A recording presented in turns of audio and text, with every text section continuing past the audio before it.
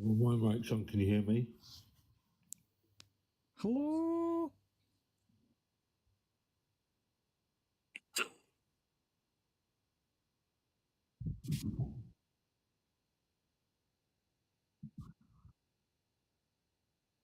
1, 2, 3, 4, 5. Hello?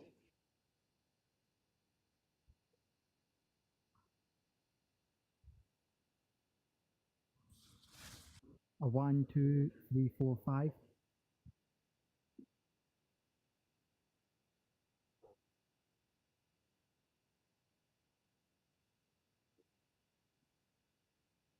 Bạn đồ gì?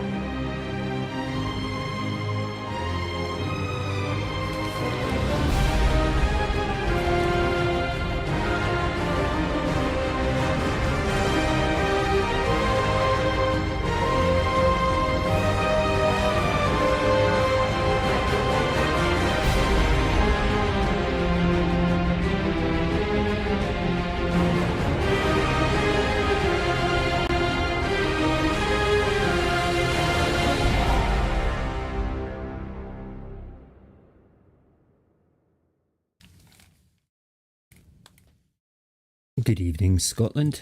Good evening, social media land. I truly hope you are well. Where's my camera gone? Where has it gone? It is... should be... hang on. Technical difficulties. There you go. That's better. Now you can see my ugly mug. How are yous all? Hope you're good. Let me just start that bit again there to make it sound more professional. Good evening, Scotland. Good evening, social media land. I hope you are well. Now, I just want to do a quick test here just now, make sure that the user behind the keyboard problem that I usually have, which is me, is the sound okay for everybody in TikTok land. Give me a thumbs up in TikTok land if the sound is okay. That would be great. Sound is not okay. Massive reverb. Right, okay, let me fix that just now. Is that better? I'm going to give you a... See if that was working. Still no. I'm going to keep it still the same. Right, so OBS. TikTok should be going to 1. It's still bad. Hold on. Let me just check on my phone here. Check 1, 2.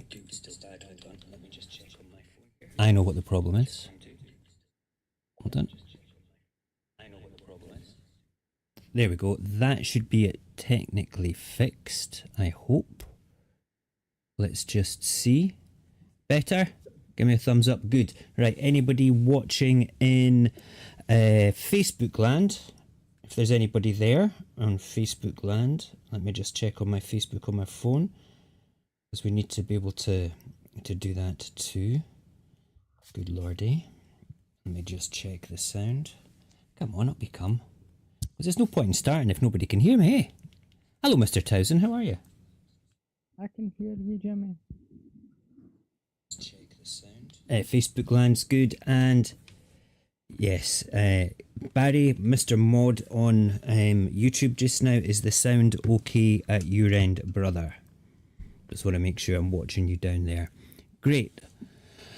Right then. Okay, like now that we've established that we can hear each other, which is great, I'm going to play a quick jingle and then we'll get started.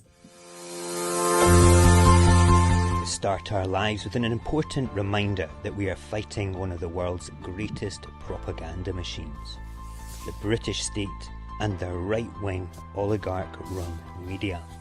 To combat this, we ask that you always follow, like and share and comment positively across all social media platforms on any of your favourite Scottish independence creators and commentators.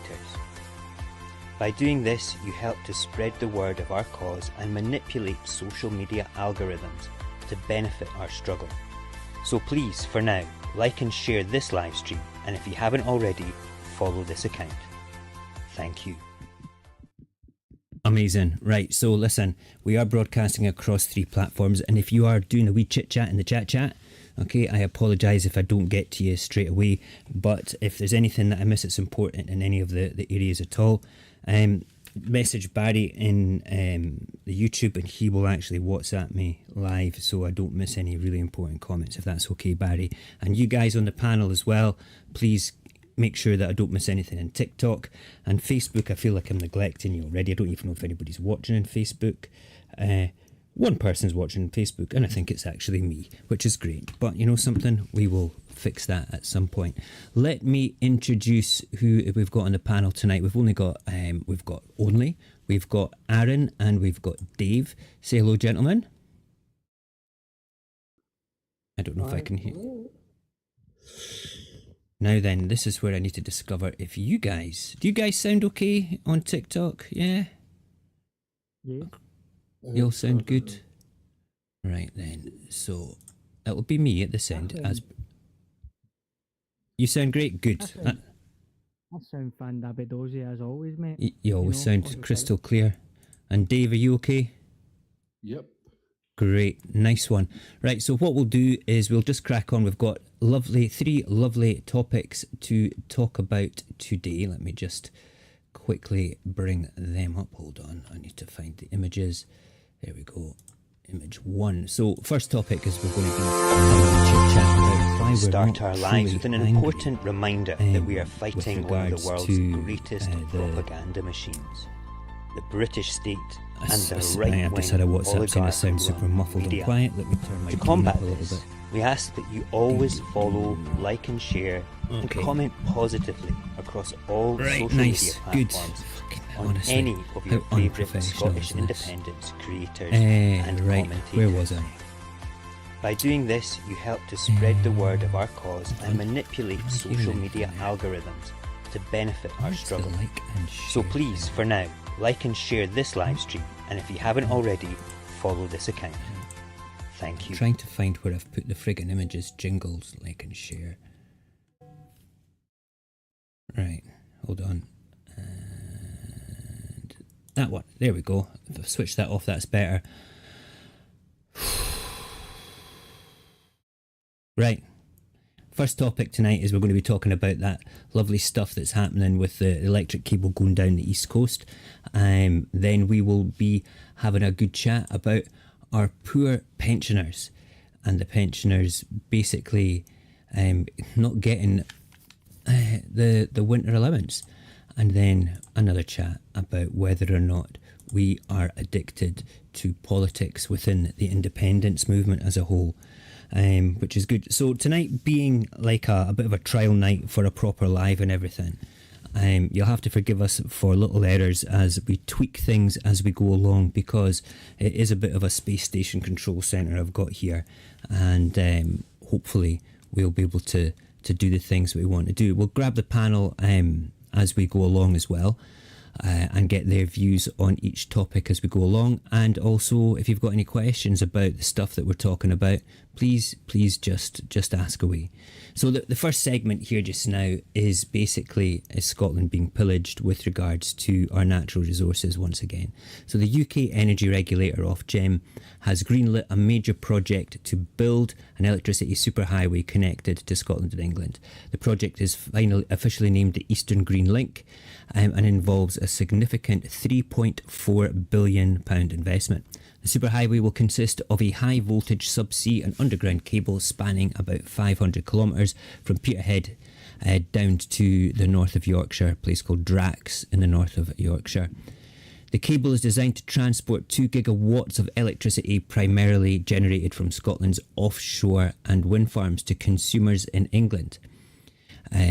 From Scottish independence perspective, this project might seem as part of a larger issue, the perceived exploitation of Scotland's natural resources by the UK government. I don't see it as perceived, I actually see it as genuinely that happening.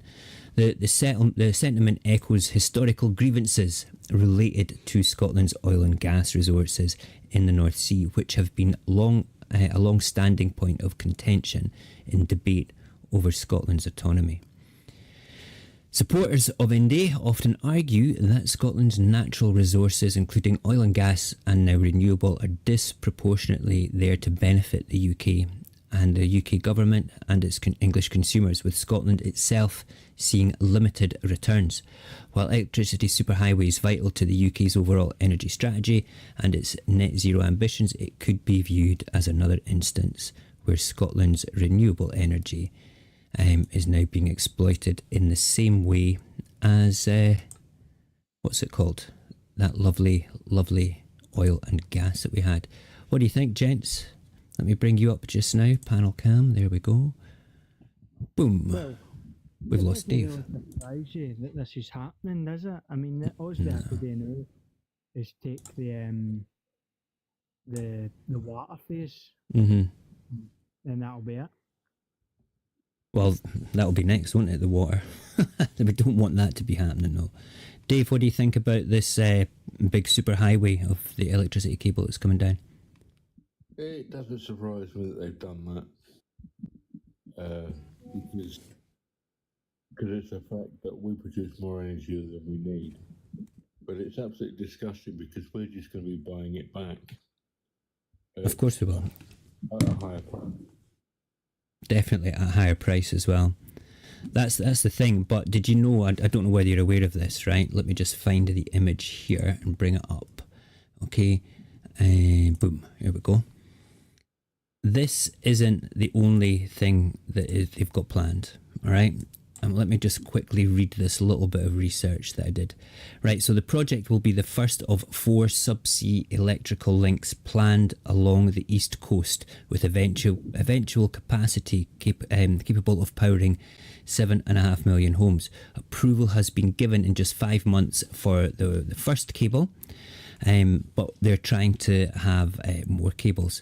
There's approval for Eastern Green Link 2, which will be followed by which will be connecting Torness to in East Lothian to Seaham in County Durham. Okay, let's just see that. Is it Torness? Yeah, to Hawthorne Pit.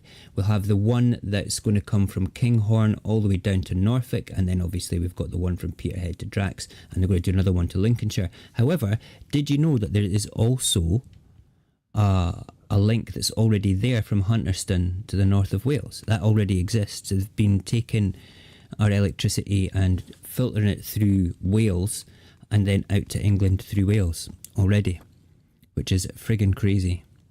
You know, Peterhead all the way down to bloody Lincolnshire. That's nearly 500 miles. Yeah, 500 more as well.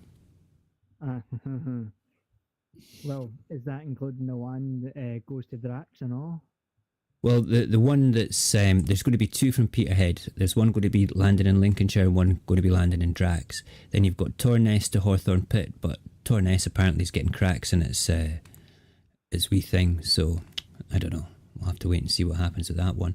But the whole thing for me is, why are we not angry about this? Why are we just sitting back in our coffee shop lifestyles, just, you know, not really giving a shit, to be perfectly honest? There's some people do, but do you really think that perhaps maybe if more people started to realise that we're being fleeced, that they would want to stand up and say, wait a minute, we have a whole load of natural energy. We've had our oil pinched before. We're not seeing the full benefit of that. Why are we allowing this to happen? Well, the only way that we can stop it from happening is with independence. And people don't like that conversation, but they're going to have to understand that they're going to have to get their fingers out and actually start considering their own nation.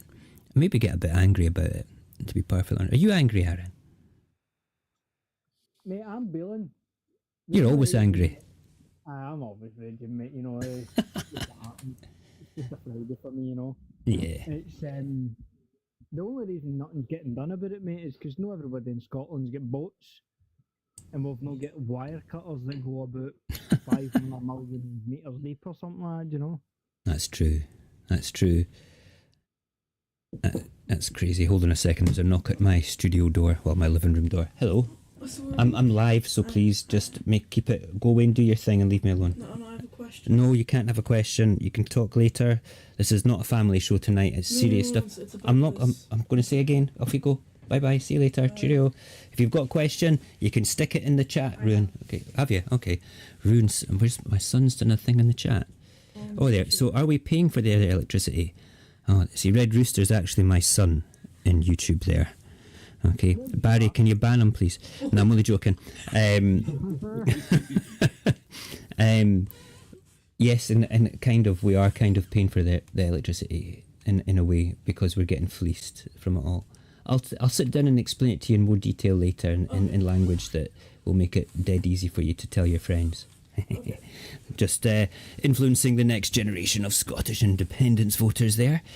Put the kettle on, please, son. Okay, nice one. Make you coffee? Yes, please. Okay, so there you go. Away, so put the kettle on while you're at it. Yeah, that's what he's doing. I've just asked him to put the kettle on, which is bra. So we're going to go on to this topic in a little while. We're going to talk about why politics has failed us, why we're so addicted to politics as a whole. But I don't see a political way of fixing this. I don't see a political way of actually getting into a position where we can maintain our resources unless we're independent. You know, it's just not going to happen whatsoever. I'm going to quickly go round all the different areas just now, the different platforms that we're on. So I can see if there's any chit chat there. Right, first of all, let me go to TikTok and say, Mr. Towson, thank you very much for joining us tonight. Jane as well. There's Scott Soft Chris, thank you very much. Ian in Day Live, thank you so much. Nina's back in the house as well. Cool. Listen, there's Ken's being my super mod tonight. Thank you very much. Keep it nice and clean for me. And if I say anything that's untowards, Ken, please silence me. All right? No, don't, because I'm the host, man. Didn't all right? And then at the end of the day, what's now? There's another new message. Yeah, come on, all you Jacobites. Mr. Towson, I tell you what, mate, if you stick to the end, we'll get you in for a good chat as well. Once I've finished my other two wee things now, and we can have a good chat and get you on as well, brother. All right? Okay, so you guys got anything you want to say about this big long cable before I move on? Because there's nothing we can really do about it just now. No, wait a minute, hold on. Let me just say something. The only good thing about this, right, is all these cables going down to England. See, when we are independent, it's going to be righteously easy for us to meter that electricity and charge our brothers and sisters down south a fair price for it. So they might be doing us a wee favour in reality. You know? Getting us up for independence. Yeah, true. Right, let's move on.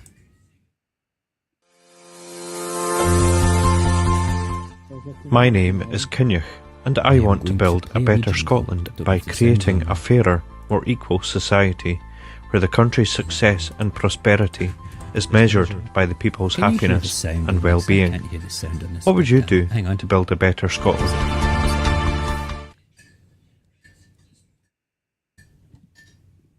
I'm going to play it.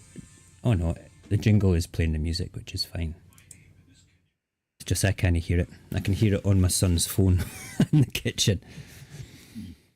Okay, right, so that was... You've got no sound on the TikTok. I've got sound on the YouTube. I'm going to play it again then, Ken, because it's a good wee jingle. I know what's wrong, so I'm going to ask you guys to mute your mic so we don't get any reverb just now.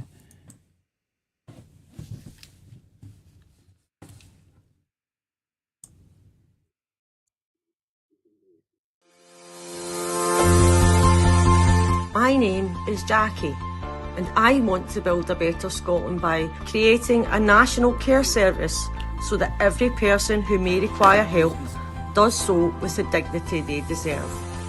What would you do to build a better Scotland?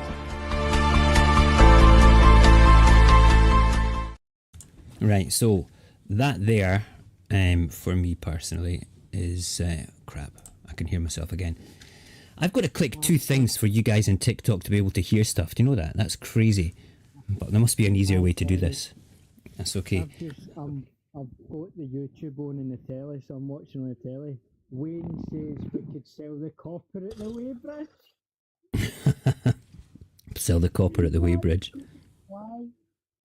That's pretty funny. Right. Funny, man. Right, the contributors need to have the volume up a little bit. Hold on a second. Right, okay. I've turned it up on that one there, and let me turn it up on this one here. Hopefully that will make a bit of a difference. Fingers crossed anyway. Let's just see. Right, okay, so listen. I want to move on to the next subject, which is very briefly about the what's it called? The winter fuel allowance, right? So let me just... You guys still on there? Yeah, you are. Magic. Cool. Jump in at any time that I say something you want to discuss or anything. Hi Darren, how are you? Anything you want to discuss at all, just jump in when I'm talking about this. So this is the winter fuel allowance bit, okay? So the winter fuel payment in Scotland has become a bit of a hot topic, sparking significant political debate. The controversy stems from the Labour government in Westminster's decision to basically to scrap it, apart from those that are on pension credits. This move will cut the benefit for many pensioners who do not receive the pension credit and other mean-tested benefits. In a financial context, the decision is part of a broader effort by the UK government to address a substantial fiscal deficit. Means testing the winter fuel payment is expected to save £1.5 billion per year.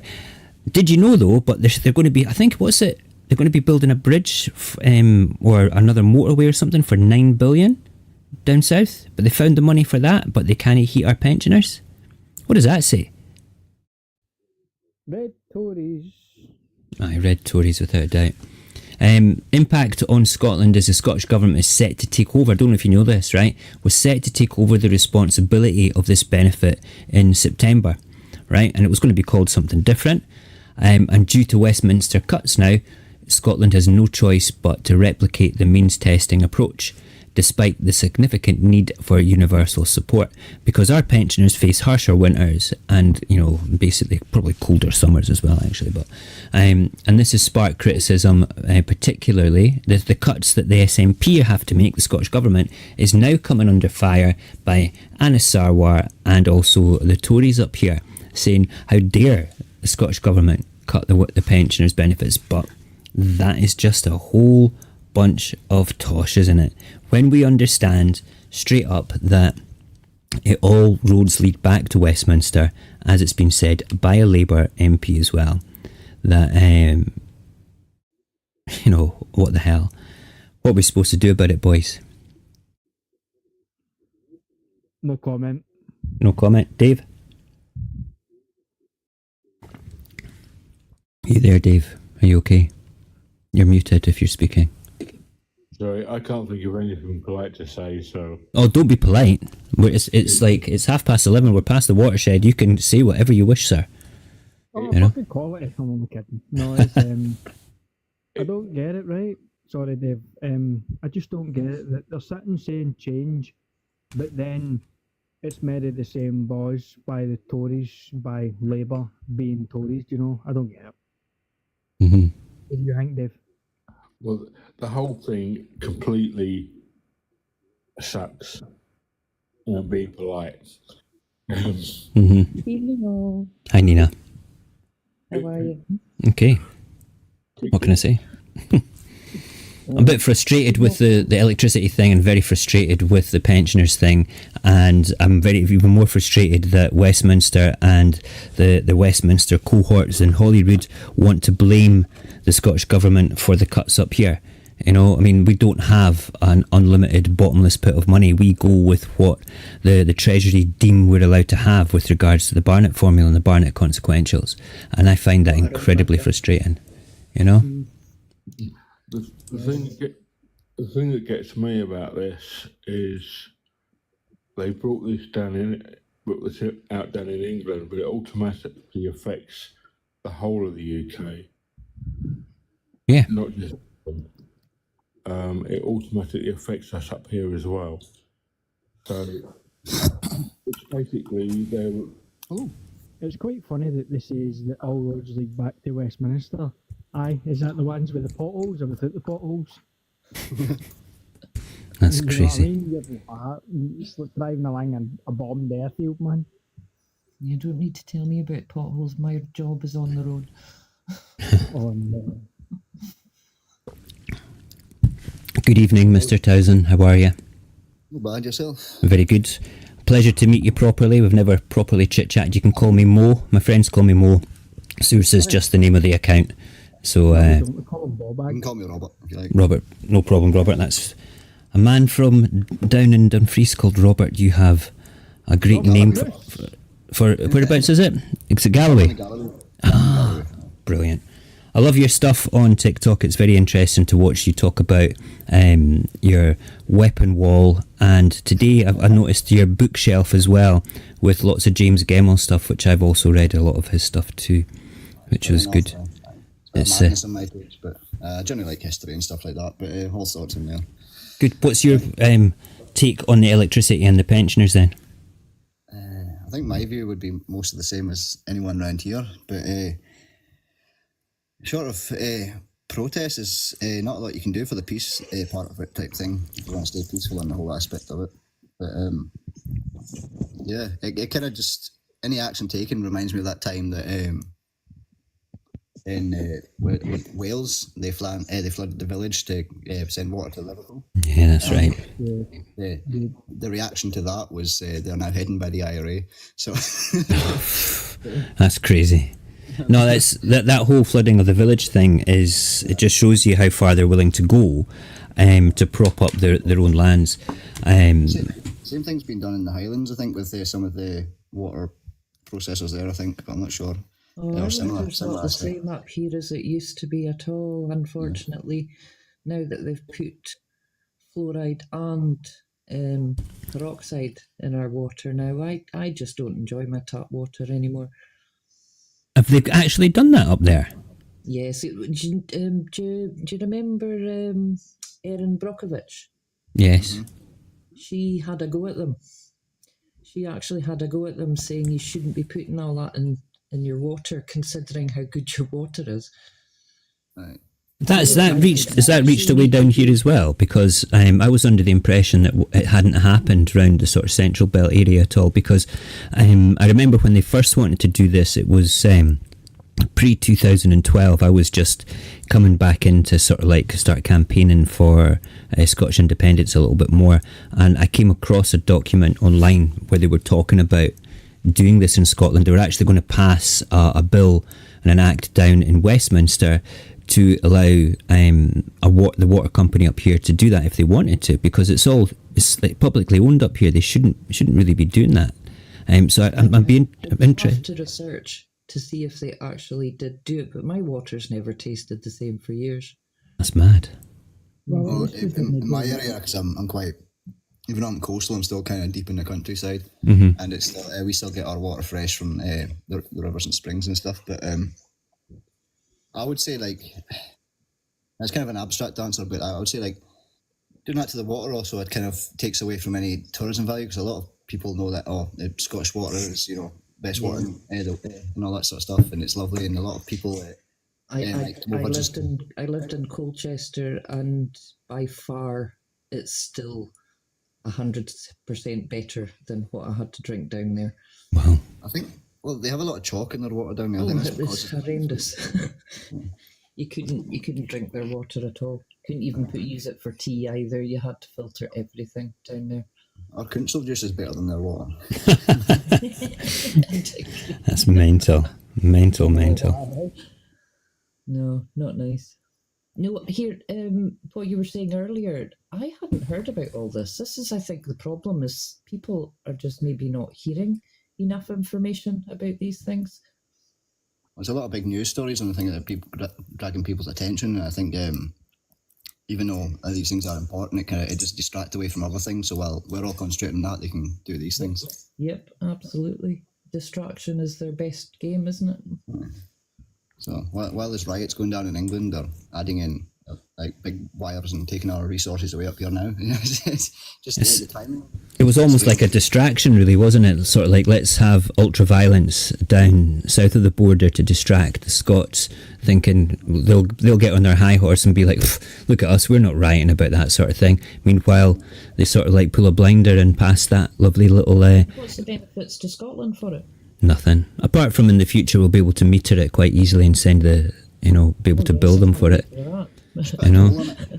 But in the meantime, it has no benefit to Scottish people at all. No, the electricity goes south and then gets pumped back up at an inflated cost to us. And an inflated price, yes. We're pretty extortionate compared to, you just see the difference between up here and London. When I was on holiday in Yorkshire, we drove past Drax. No, Drax is absolutely fucking enormous. How the fuck do they need power for us to go all that way? What is it for Peterhead that's gone for all the way down there? So how on earth do they need? They probably spent more by putting a cable under the water than they have actually fueling Drax power station. That doesn't make any sense to me. Who makes this shite up? Mental. Hi Ian. I can hear my mic in your background there, mate.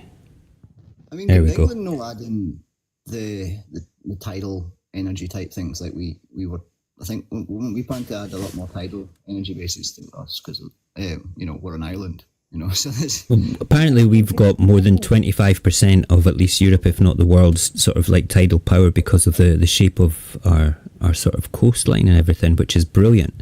And we should use them. The only problem with the technology just now with tidal is that salt water is highly corrosive to pretty much most metals. So we still have to have oil to create the lubrication for the chemicals to be able to actually use it. So that doesn't mean that we can't do it, of course. It just means... Of course, yeah. It's the problem they're having with the hydrogen vehicles up in Aberdeen. When they're refilling the vehicles, the elements are corroding, so they're having to replace the metal parts continuously. So it's finding a system that actually works, eh? Yeah. Hi Ian, how are you? Good. Looking to join on Facebook as well. Yeah, I saw that. I said come back to TikTok and I'll get you in. The great thing as well, they see when you obviously with the Facebook, you get the captions pop up. Oh, that's right, I see that. Really good. It's improved. I like it. It's very good. I've got right now. I have you guys on a screen over there on TikTok, and then I've got on the iPad YouTube, and then Facebook's on my phone down there, which is good. And I'm glad we've opened up to more. Oh, Dave, we've lost Dave. I'll bring Dave back. And the reason that you see a little bar along the bottom of where is Dave? Have we lost you, Dave? You see a little bar just underneath me on the screen here. That's basically a screen capture of the big boxes that you see on TikTok, so I can put them on Facebook and YouTube as well, so people can see what's going on with you all, which is nice. Just means that you've got your faces in the boxes as well as a whole, which is good. No, this is I quite like how tonight my live was all planned and a big long 12-page document scripted with bullet points and when to push a button to play a jingle and stuff, but like the best laid plans of mice and men, it's better just open up the boxes and talk about those topics with more people. It seems to be far more interesting in the grand scheme of things. Hopefully that'll be Dave coming back as well, and it's nice to have you both, Ian and Robert, here as well for it all. And here comes the Ken as well. And Ken's coming in. You feeling a bit better, sir? Not really, not at the moment. Yeah, that's all right. Listen, if you need to step out, you step out, mate. I don't want you to be ill for the conference, okay? No worries. No, good. But nice, thank you for popping in. Dave disappeared. I hope he's okay. He was a bit quiet, but I hope he's okay. Right, so the last thing I wanted to talk about tonight, okay, I'm not going to play a jingle, I'm just going to step right into it, okay, is a question, and I'm gonna leave my notes out of this, right, because I think it's important that I speak about this from the heart. Ever since like 2014 and a few years after, past into 2016, I feel personally that we've become very reliant upon our politicians to deliver independence. Now, politics has a role to play, don't get me wrong, and people that come into the live know my views on this, that I feel that there's three overlapping circles to achieve independence. One, we need the people to want independence, so that's your civic groups, that's your Believe in Scotland's, your Salvos, your Liberation Scots, all your Yes groups, which might have people that would vote SNP, ALAPA or ISP. Yeah, that's kind of another overlapping circle. But these are the grassroots people that will go and knock on the doors. They're the ones that do the lives like this, create the memes digitally, do the stalls, have the conversations at the coffee machine at work and things like that. Right, that's the foot soldiers. That's the important part, the people that have the national conversation about independence.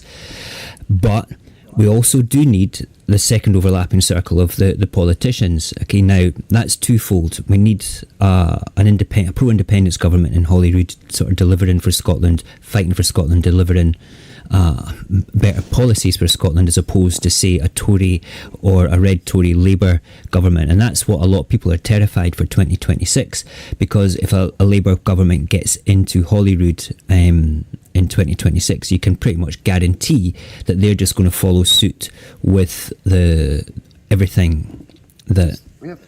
Sorry, I don't... On you go. I was going to say, the thing is, we have... To my knowledge, I think we have at the moment two main indie parties, and they seem to be fighting each other. So, like, the indie voters are going to be split between the two indie votes, which takes half the votes away from an actual independence vote. And that's what I'm coming on to as well. About that whole thing. That when you've got diverse factions within the political sphere, the political entities with the independence movement, you do have that argumentative sort of atmosphere, that part that's going on, and that's fine. We can fight like cat and dog, left, right and centre, but we must understand that as long as we're fighting, as long as we believe that ALAPA will deliver independence, the SNP will deliver independence, as long as we continue to live in that paradigm of politics will deliver independence, it will never happen. Politicians ride the waves that activists like us create. Okay, they say, and they will keep doing and wanting us to vote for them to deliver independence, but it just won't happen. They don't have the legal means to do it in Scotland at all. Without without Westminster turning around and basically granting us permission to have a referendum, okay, and which they're never going to do, simply because they know with the polls sitting around about 50-50, they will lose. They have no argument at all with everything that's just happened in the past week. You know, with the cable, with the pensioners, with the riots. You know, it's utterly disgraceful to think that they won't allow or put forward any form of self-determination. So what's left for us to do? I personally think that there's I don't know if anybody here does any reading of Gordon McIntyre Kemp's stuff from Believe in Scotland. Love him or hate him, he's got a pretty good idea, and that is a citizens' convention. And the first actual meeting of that, not the convention, but to start that ball rolling, is next Wednesday, and I'm going to be going to that. It's a Zoom call thing, because Saorsa as an organisation is a stakeholder in Believe in Scotland, because I wanted Saorsa to be non-political but be attached to a very positive sort of civic ideology, the sort of like the Yes movement as a whole. And if you went and googled Believe in Scotland affiliates, you'll see the Saorsa badge on the national Yes groups, simply because we're a very small band of digital warriors. We've got quite some good and interesting creators that put things out, and a bunch of people that do the hard work for us, which is the liking, the following, the reposting, the commenting across all the platforms. And that it's great, but we need more of that as well. We need to be doing more of that. We'll come on to that in the end. But Gordon's got this idea where basically we need to have a national discussion again to say, well, what do you want Scotland to be? You know, we need to build a better Scotland, and that's kind of what my jingles are all about. I'll play all these jingles one by one. In fact, you know what? I'm going to switch your guys' sound off for a second, if you don't mind, and I'm going to play one of the jingles just now, again, just so you can see the sort of things that we're talking about. Give me a second.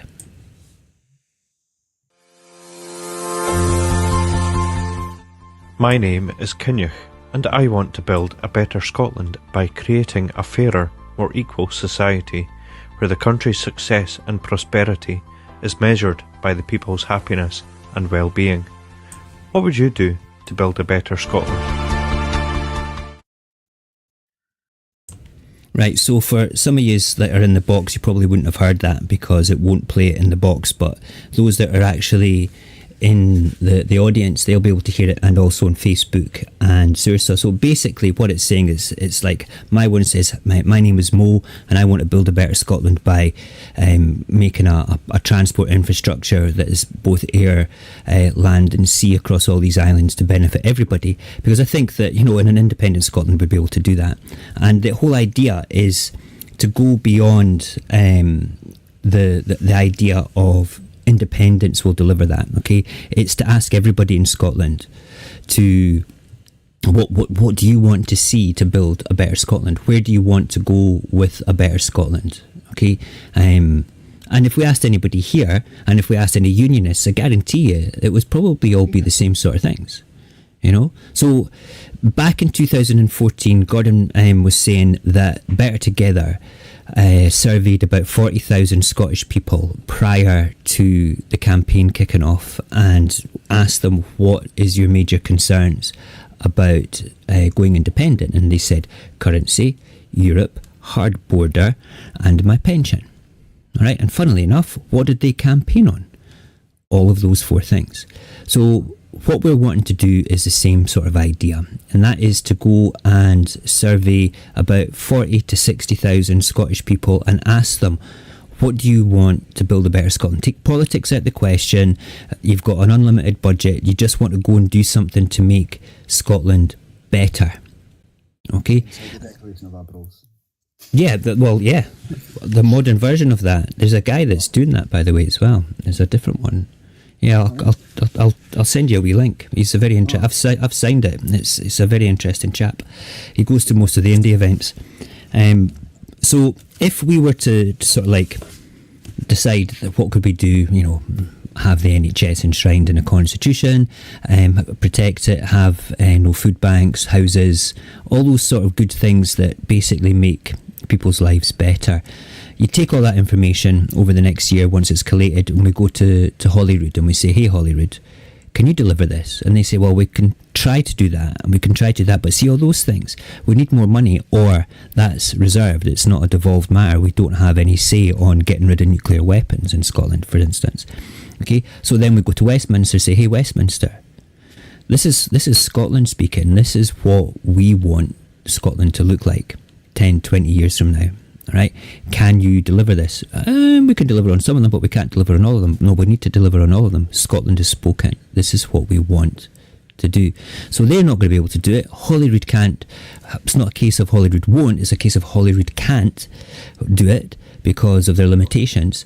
Okay, so what's the next thing? We need to be independent. We need to have a government that can basically flick all the switches, pull all the levers, and have full fiscal autonomy to make those decisions, to do the right things, to build a better Scotland. And that's what it really is about at the end of the day. From that information, we then, this is the tough part, we need to get the political entities, that circle, to stop verbally killing each other. All right, they need to have an SNP only in the constituencies and all the other independence parties on the list to take advantage of the D'Hondt system. Okay, that might not happen, but we need to have the public thinking that way as well, and be not voting for policies by these people, but voting for independence. And then once we have a large majority of pro-independence bums on seats in Holyrood, that makes a massive difference, a huge difference, to start taking that to the international stage, which is kind of the third overlapping circle. If Westminster deny us any form of discussion about our independence after we produce a majority, we then have to go international and say, look, we've done the research, this is what we want, nobody's going to deliver it, the only way to deliver it is to have an independence government. And you know what, people might say it won't work, but let's friggin' try it. Nothing else is working, so let's avoid the constitution roadblocks that we're having just now and go for this. What do you think of that? Do you think that's feasible? I say William Wallace for Prime Minister. Yeah, there you go. I think it's feasible. We need a louder voice for independence in Holyrood and not just sitting drinking tea in Westminster. Because on the social media side of things, and you see a loud, outspoken voice from the likes like Stephen Flynn from the SNP and all that sort of stuff, and then on the Alba side of things, they've perked up since the riots in England and using those for their thing. But just before that, they were arguing with the SNP, and it just seems like that division isn't helping anything. So we need a singular party that's just focused on that type thing and what it can do for Scotland. Or even if it was a straightforward case of like, listen, your policies are pish. Let's forget about the policies. Whoever wins, they can work together to do the policies. That's the little box called governing from Holyrood. What we want is outside the box, which is united for independence. And the only way that that's going to happen is if all the factions work together. And that's kind of what we need to push for. My whole concept about 6 months ago in my head was, why do we not have an independence leaning opposition in Holyrood? We have the facilities to vote one in with our two voting system. If people understood how the additional member system operated with the calculation for your second vote, if SNP deliver 9 people in all the constituencies for a region, there's no point in voting for them with your second vote. Okay, it's just that the SNP, and I'm a member of the SNP, okay, I'm going to their conference as a delegate, okay, they're kind of bogged in with the hegemony of their political power, and they don't want to move that conversation forward past that. And that is the riding of the waves as opposed to making the waves. We're going to make the waves, and this is a wave that we can make, and the politicians need to get on board to deliver that. Otherwise, people will see right through them when it comes to independence, and independence will happen. It might not be in my lifetime, it might be my son's lifetime then, because they'll start to form other parties. Our I think people just need to see where innovation, see where the money's going, because at the moment it's all at the back of the mind, hearsay type thing, and to the average person not looking at that, it's not on a big billboard anywhere. It's it's on by social media. It's only by loud spoken people and stuff like that. Yeah, it's true. We don't have I haven't heard any of the how you're talking about the earlier sorry, I forget the name of it, but the power connections that they were doing from Scotland to England, send more power down that way. Yeah. Many What's politicians. the name of the group in England who put stuff up on Parliament and do all the something donkeys, isn't it? Led by donkeys. Led by donkeys. Maybe we need a Scottish version. I think that they are Scottish, are they not? I don't know, are they? I don't know. I'll find out. There's one group similar to that is definitely Scottish, but Led by Donkeys are great. I was speaking to one of the guys that runs it through social media. I'll find out. I'm pretty sure that he is one of them, or somewhere is Scottish, but it's an expensive job doing that, by the way. Did you see what they did with Liz Truss with her conference, her wee thing in America? They dropped the lettuce down behind her saying, "I crashed the economy." They did that to somebody else as well. I think they did it to Nigel Farage as well. Something similar. The stage, didn't she? Yeah. She got off there. Crying her wee lettuce eyes out, unbelievable. Oh, the damage she did. Oh yeah. Takes no responsibility for it either. I know, it's crazy. It's crazy. I like that is it Vary or Mary Black that's with the SNP? Mary Black. Yeah, even she says after it, it's actually pronounced Vary with the Vary. M. But it's my base mate's Mari as well. She calls herself Mari, but it's actually Vary that it would be pronounced properly. Yeah, I thought it was at M. She's left the SNP now though. I thought She's no longer an MP. She decided to retire from politics. Whether she might still be a member, but she's not an MP anymore. I generally watched her speech the other day there about fascism, and I thought that was in this new parliament. No, that's an old one. And I realised it was an old one as well. Yeah. So I'm going to quickly just have a quick look in the TikTok comments, because there was a few that were quite good in there. I saw one from Diane saying that she's an SNP voter, but she completely understands that SNP 1 and 2 as a voting strategy won't work. I agree completely.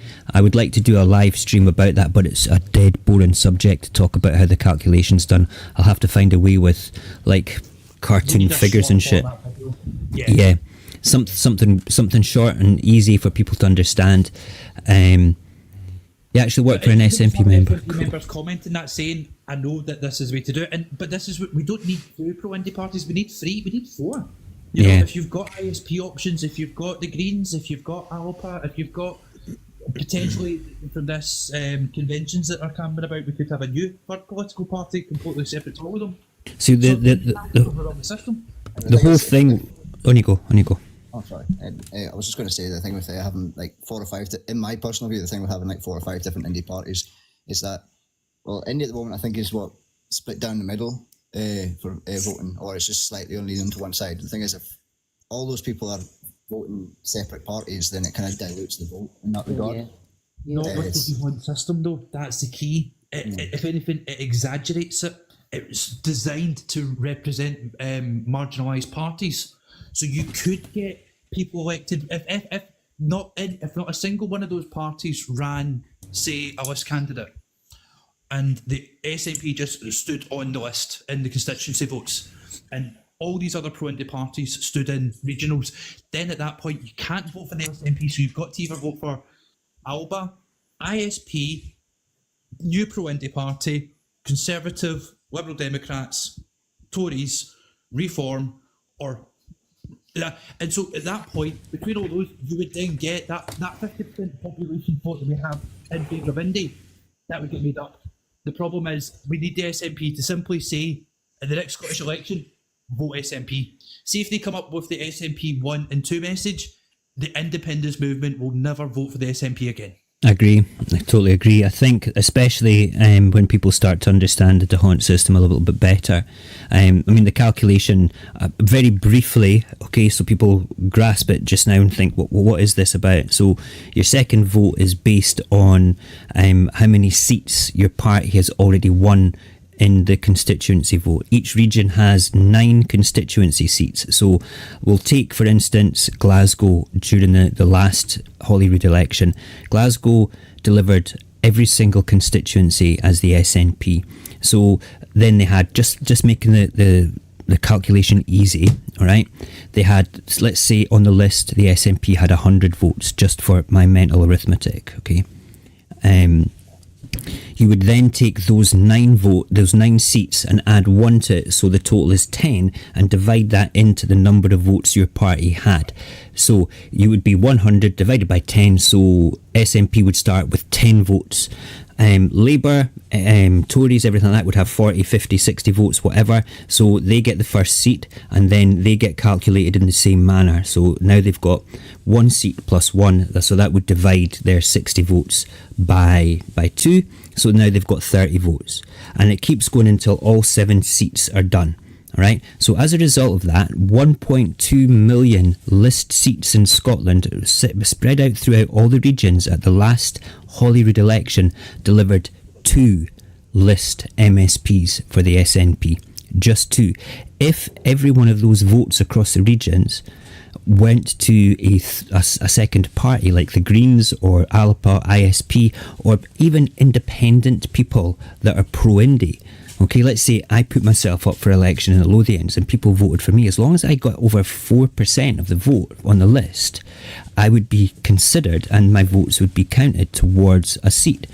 And as a result of that, we could have had an extra 32 indie bums on seats in Holyrood if we took that strategy.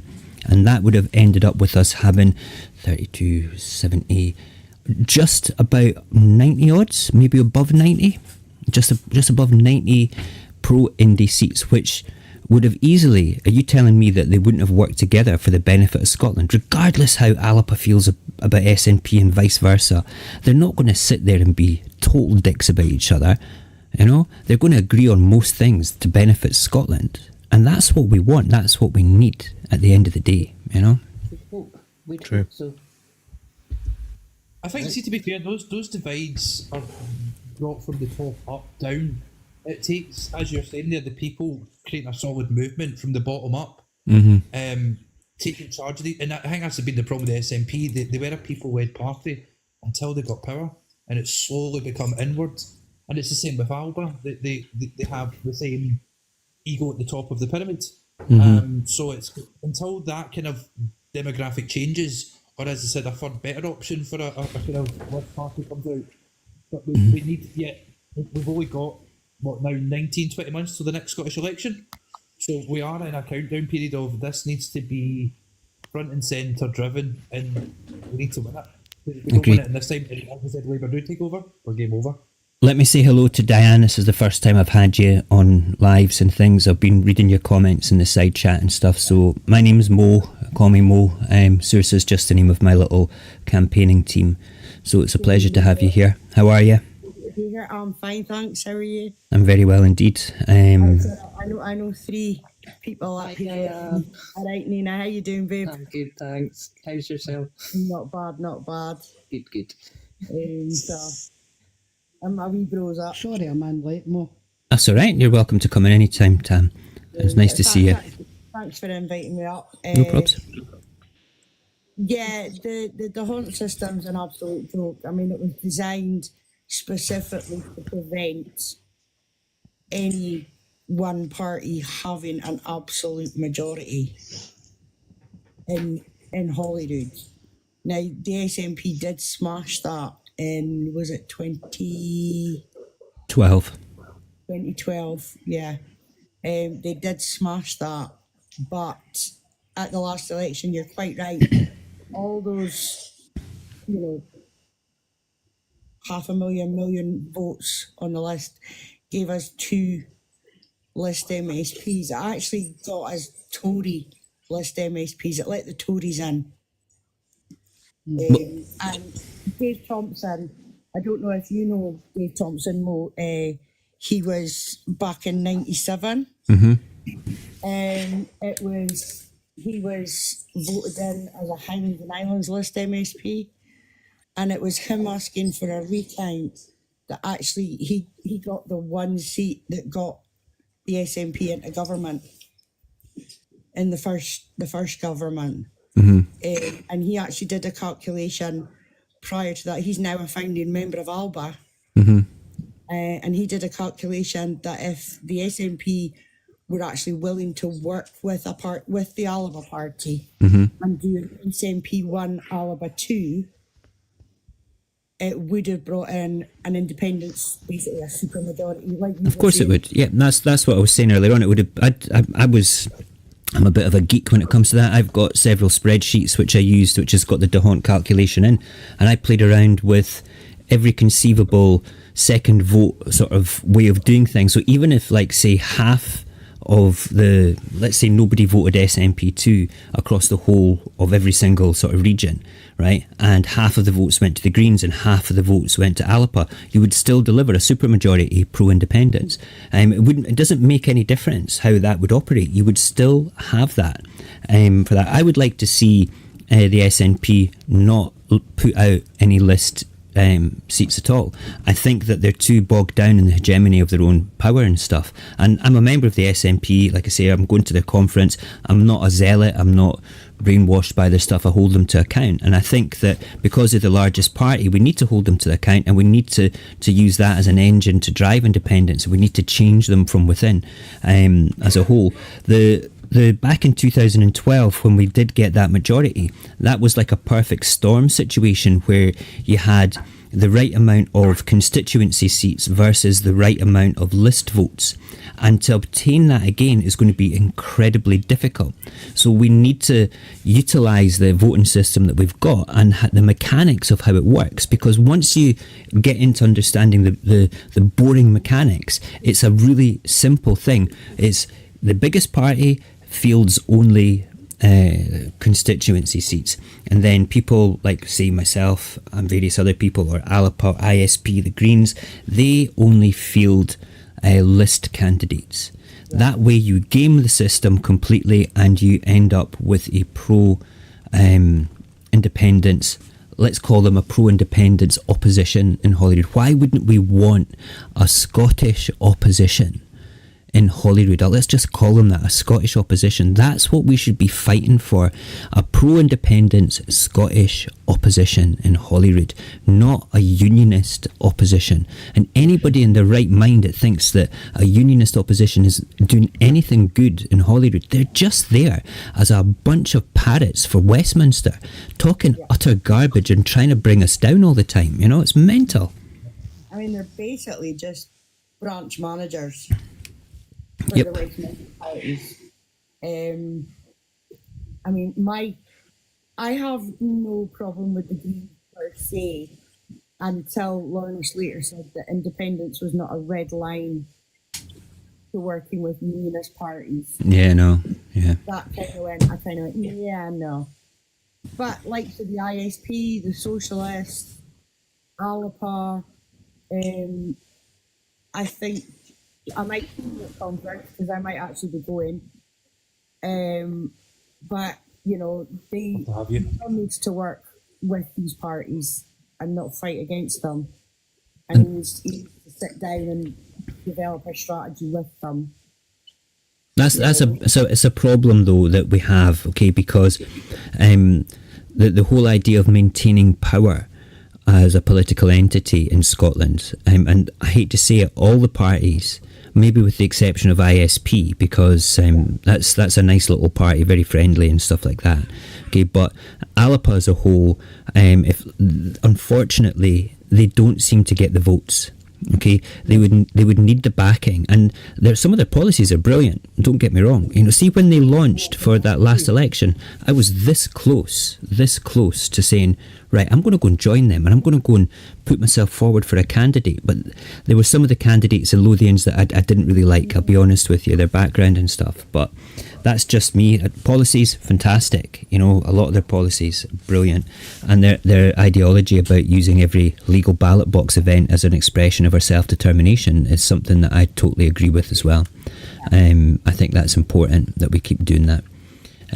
Live keeps freezing.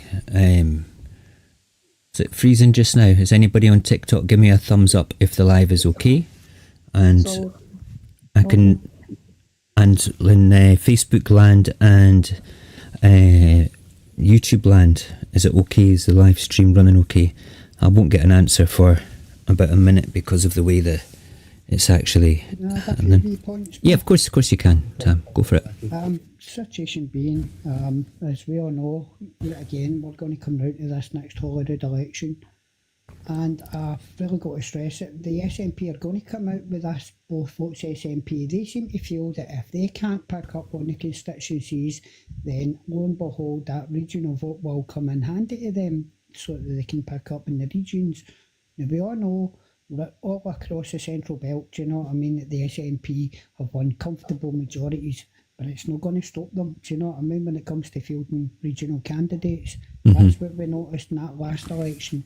I was hoping and praying, as I say, I jumped to the Alba Party myself. It was one of the issues where my daughter was a candidate. Lo and behold, she was way far down in the list. We knew she was never going to get elected, you know what I mean?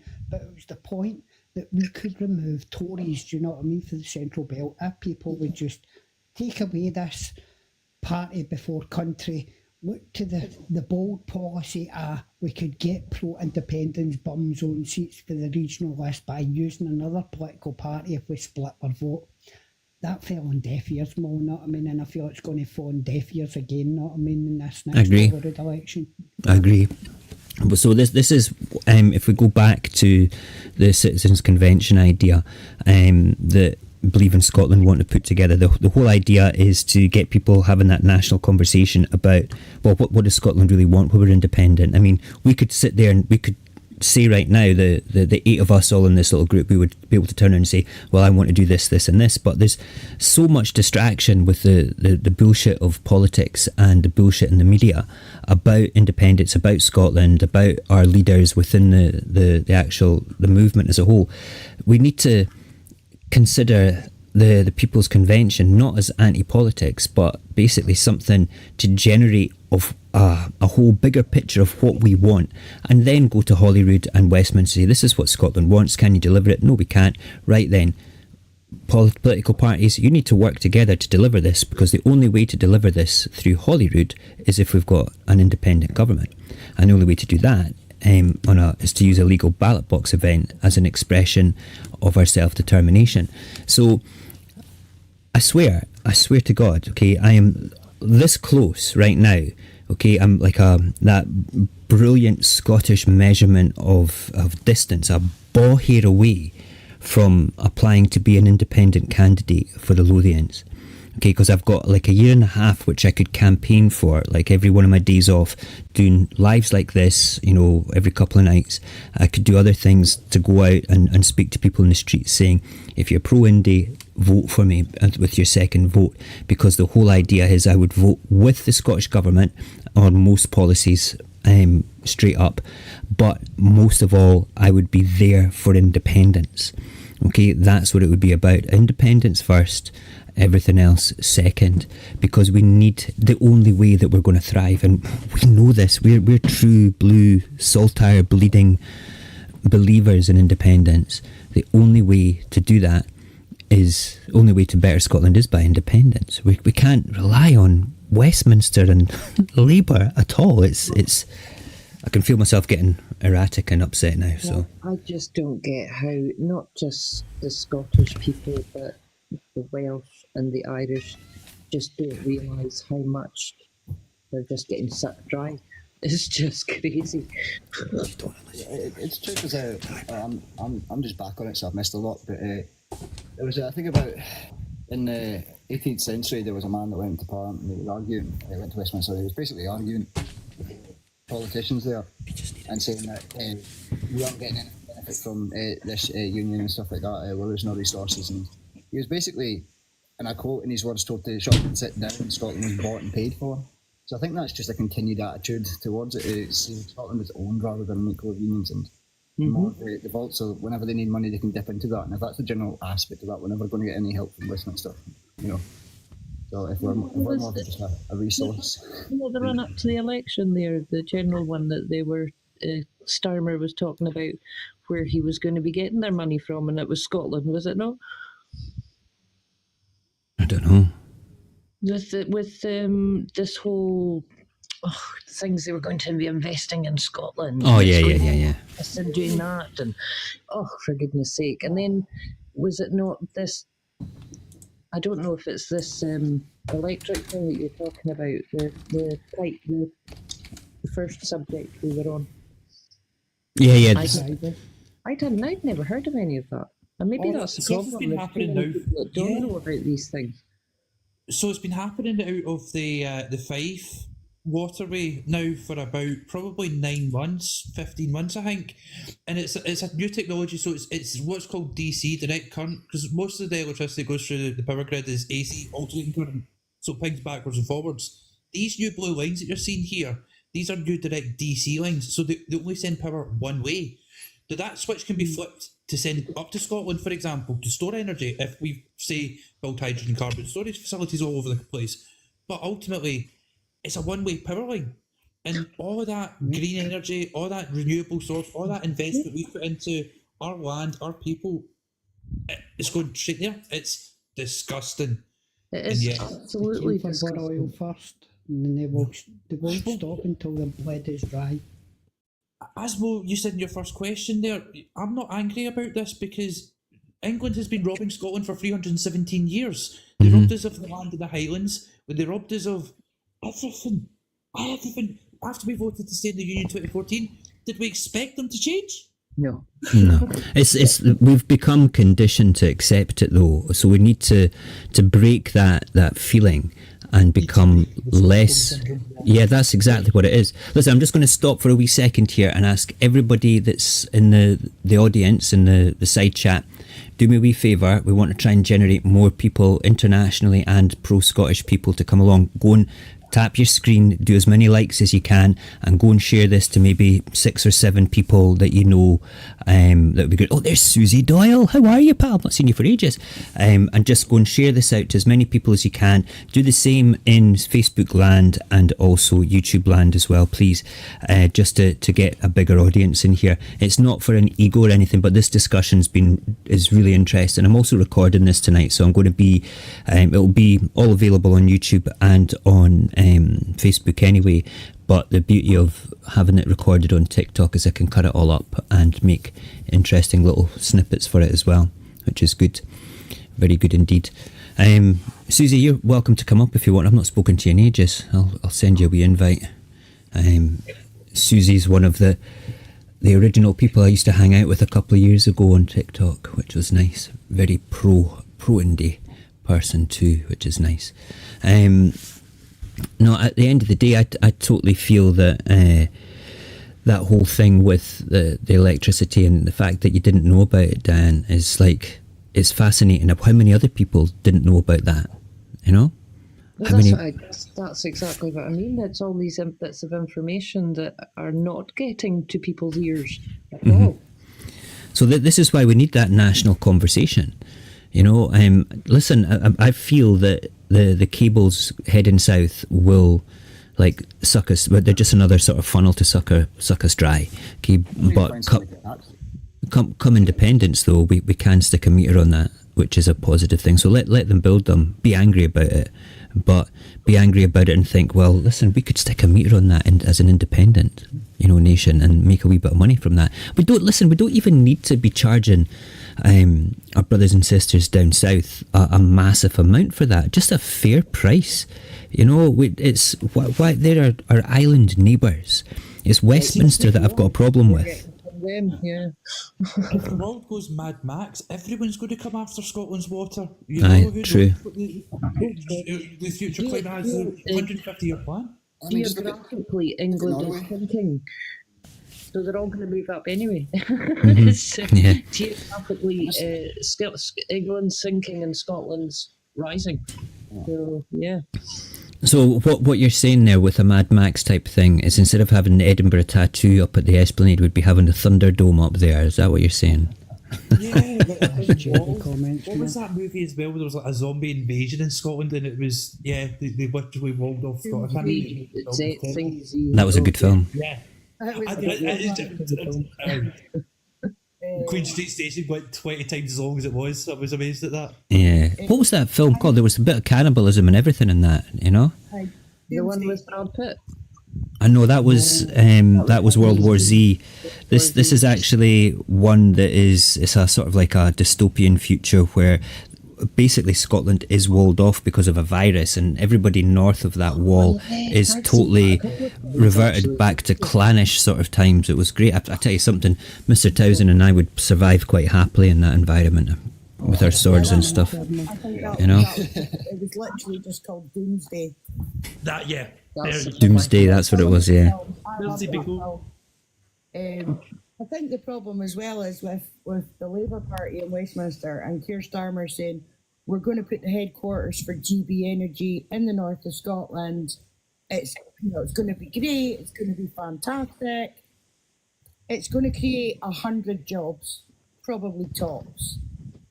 And what's going to happen is as the renewables start to take over, it's going to cost tens of thousands of jobs in the oil and gas industry because the Labour Party aren't making any provision for a transition for the workers in the oil and gas industry. So they're saying, yeah, everything's fine, everything's good. What's your thoughts on like a UBI potentially in the future? Is that something you've thought about or looked into? What, like a unilateral declaration of independence? No, universal basic income. Oh, sorry, I thought. Right, no, I'm all for that. I know. I'm all for that. But global wise, but that's where if you had like a blockchain democracy system, you could literally funnel both your voting rights and your monetary system into everyone's individual pockets. But it gives away too much control from them at the top at the moment. So that's the big problem we've got with it is, them. It's in and out, as it has always been through time. I think that we all need to remember as well is the fact that for over 40 years, UK government, consecutive UK governments, had the Macron report for the people of Scotland regarding the welfare and independent Scotland. That tells you all you really need to know regarding. Hey everybody, how you doing? 1 second, Justin. 1 second. Let me just introduce Justin and I are friends from long time back, mutual friends across TikTok and things. We've hung out on various other lives. He is from sunny America, so please forgive him for anything at all that it may sound like not me, okay? But he's one of my most loveliest friends in the whole wide world. I love him to pieces, and he's a good guy. So thumbs up to Justin. Thank you for coming on. It's been about 6 months since I spoke to you last, brother. How are you? You good? Well, I appreciate the vote of confidence there, brother. No, I was just coming up and wanted to say to all y'all, it's very nice to see that how you all come together as one, unlike those of us over here in America, where if we were to have a conversation like you all are having, we'd be up each other's throats and want to rip each other apart. Mate, honestly, we do rip each other apart. Okay, this is just one whole faction that you've got in the panel tonight. That we all believe the same things. There's some people in the side chat that are pro-union or proud to be Scottish but firmly proud to be British as well, and they're allowed to have their own views. We're all allowed to have our own views. We just have to fight and eventually win. That's how it works. That's how democracy will work. People may have said no like 10 years ago, but democracy is not static. It moves and flows, and people are allowed to change their minds at the end of the day. And a government denying a nation an opportunity to have self-determination, that's what a problem would be. The point, what I was the point I was trying to make is that you all come together and are willing to talk about and listen to each other from the different views and points, to where here in America we ain't trying to hear all that. We ain't trying to hear anybody and everybody's points and views. We just want our own way, and if we can't have it, the hell with everybody else. And it's very nice to actually see that there is hope out there. You know what I mean? Scotland has the potential of being a shining light in the world of darkness just now if we were to move along. That's how I feel. I'm a bit of an ideologist though, Justin, when it comes to that. I'm a massive fan of Winston Churchill, but I think the only person that did the most for world politics other than the Greeks was the Scots. This is true, actually, isn't it? It's mental. Justin, I have been listening to the American Lives for the last so many weeks, and you are not wrong. You are not It's wrong. scary over there. It is indeed. Yeah. I mean, I think personally, for me, I mean, I voted yes to independent Scotland in 2014. A lot of people were suckered in by the vow. Now that it's been proved countless times over to have been a lie, we've been dragged out of the EU against, Scotland voted to stay in the EU, but because England voted to take us out, we were taken out. I think it's, it's only fair that Westminster gives us another crack at the whip, because, they need to sit up and listen. They'll play every dirty trick in the book not to give us it. Yeah. That's exactly it. They'll play everything. I mean, I've got family in England, and they are so suckered into thinking that we are subsidised, and I'm like, mate, if anybody's subsidised, it's you. As in, we only get back a quarter of what gets paid in. It's absolutely ridiculous. We had that discussion last night about people being fed the wrong information about Scotland. South of the border. Yeah. True.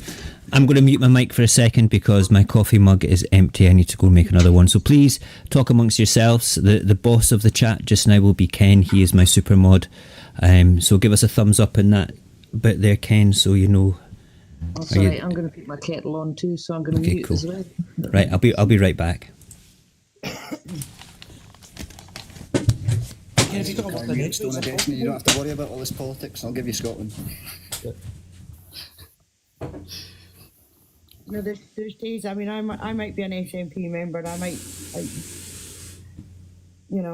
Mr. Tyson, you know what I do for a living, and there's days I just want to rebuild that wall. This is the really weird I'd say that, but it's a Roman wall. We can't even rebuild the Roman walls. Back to 2014, we would have really opposed it all. Now it's like it has to be in the blueprint.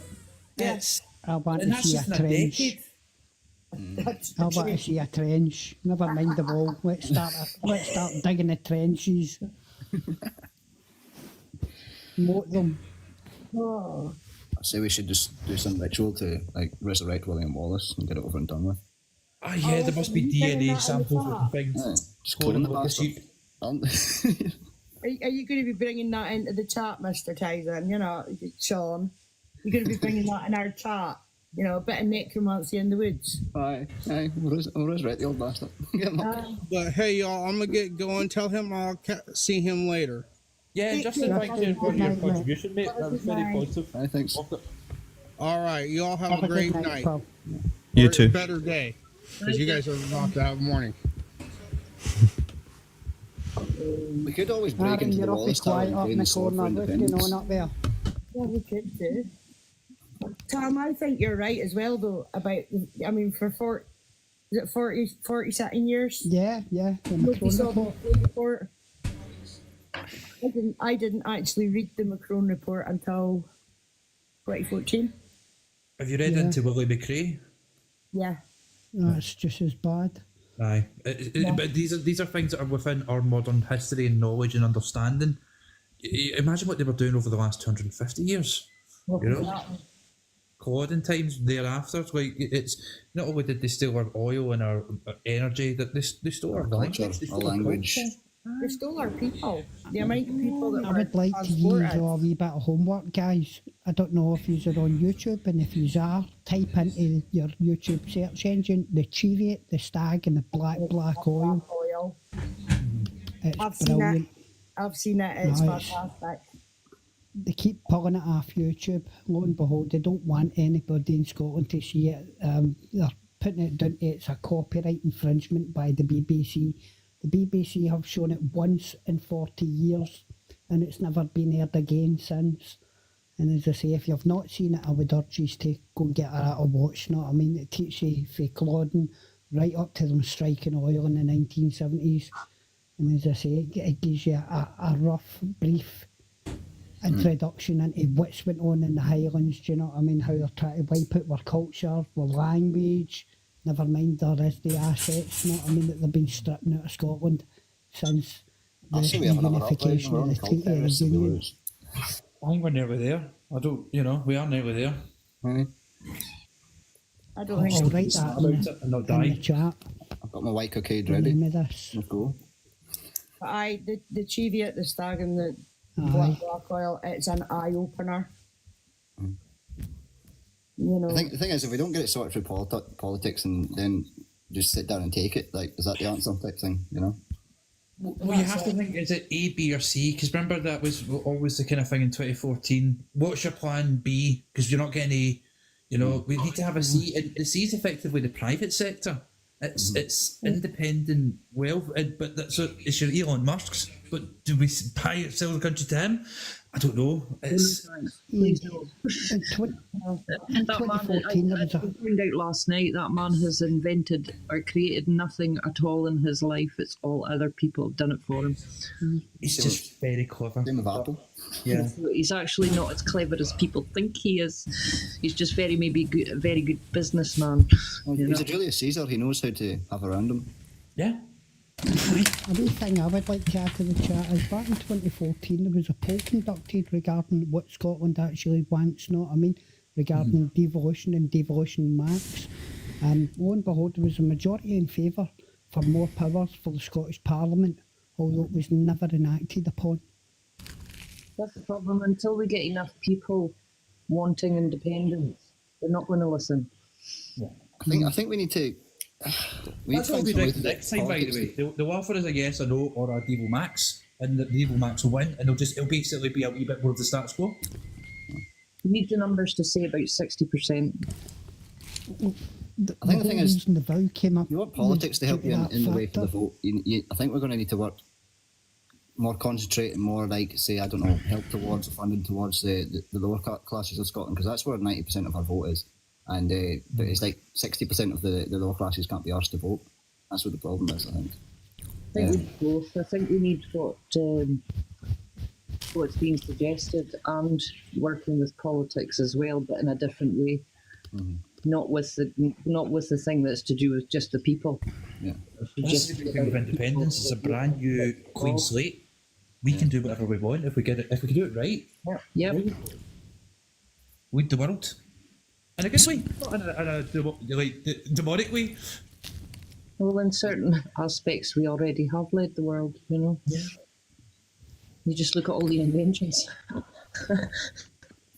That's the thing. Well, Scotland's a whatever side of the thing you lean on. Scotland, in the national side of Scotland is the more left-leaning side of politics. So it's like, and if people can see nationalism along with a more left-leaning political movement, then because nationalism is seen as a more bad thing on things, it's a kind of a coarse word to put on it. So Is it not about thinking about others, not just yourself? Yeah. Really, you know, yeah. about thinking about everybody, not just yourself. So I just want to say that across in YouTube land, Wayne is getting marginally aroused with me teasing him with my toast, and Barry, my moderator across there, has just said in a WhatsApp message, don't make me put down my jam and custard donuts to comment about your toast. I don't really eat toast very often anymore. I'm kind of been on a keto diet for about 3 months now. It's only the only the third bit of bread I've had in all those months. It's just I need something tonight. This has turned out to be my favourite live of all time. I'm going to keep going until everybody gets bored and too tired to continue. I think we're having a great conversation here. So let me thank everybody that's on the panel just now. Seriously, I really appreciate your point of view, your comments. It's been very civil. I really like it. Ken, thank you for being a great mod here, and Barry, thank you for being a great mod across on the other two rooms as well, which is cool. I saw Justin leave. I was listening to it on Facebook when I was making the toast. I didn't have time to run through and say cheerio to him. Do you notice the like 7 to 10 second delay on Facebook? Yeah. Very I annoying. did say goodbye to you, so. He's a nice guy. I think what would help us is a massive concentration on more of a cultural aspect of it, because in different communities you'll find that it's separated because people are more focused on different things and stuff. Like people want to bring culture back to the culture back to Scotland. People want to bring the language back to Scotland and all that sort of stuff. And then there's also because what I do on my channel mostly is a kind of history and storytelling side of things, and I find that most of my followers are pro-indie, and I think they need to see. I think the average person needs to see that culturally we are not the same, and have a bit of pride in that. I think that would bring a bit more support towards any yes vote. Having a bit of pride in your nation, because a few years ago there was a guy that he nicked the Stone of Destiny back from England, and when he said it, he said He didn't. Can I point that out? He did not nick it. He took it back, he saved repatriated it, he rescued it. but when he was asked why he did it, he said, "I just believe Scottish people needed a bit of pride in themselves again." Something like that, something culturally big or community based needs to happen to There's a great movie about that as well. The students back in the day. It's really good. I think there's only one of them left alive now. Yeah, I guess he's passed away 2 years ago. Average living age of Glasgow, unfortunately. Well, I just wonder how long it takes to get people to have Which can be because it's been generations have been put down and told that you are too wee, too poor, and too silly to rule yourselves. Yeah. Instead, we're big enough, rich enough, strong enough, had enough. suffering from Stockholm syndrome. Is there a cure for Stockholm syndrome? Muse, play the Muse song and repeat. It's a tune. Kristen's McGee in the TikTok chat saying, have to say it took so much emotionally to recover from 2014. Do you think that we would be able to do that again? I think that we'll never have the same Section 30 referendum, Kristen, simply because if we did, I reckon that we would win it. I mean, if we're sitting at 50-50 just now, I take those odds any day of the week with a campaign that is based around what's best for Scotland. People, you've got like a small army of digital warriors now. Look at the people just in here that are articulate, can have a positive conversation. Imagine thousands of us out there having that same sort of positive campaign in a new referendum. And what has Better Together 2 got other than fear and campaigning on the old things which have now simply been put to the side? The only thing that they could do is trigger violence. That would be the only thing, and that's the one thing that I'm genuinely afraid of, is like violence being triggered up here by stupid people that think that they're doing the right thing. And that's just a horror story waiting to happen. That's why I don't feel that we should have a Section 30. We need to be using every other means possible, which is good.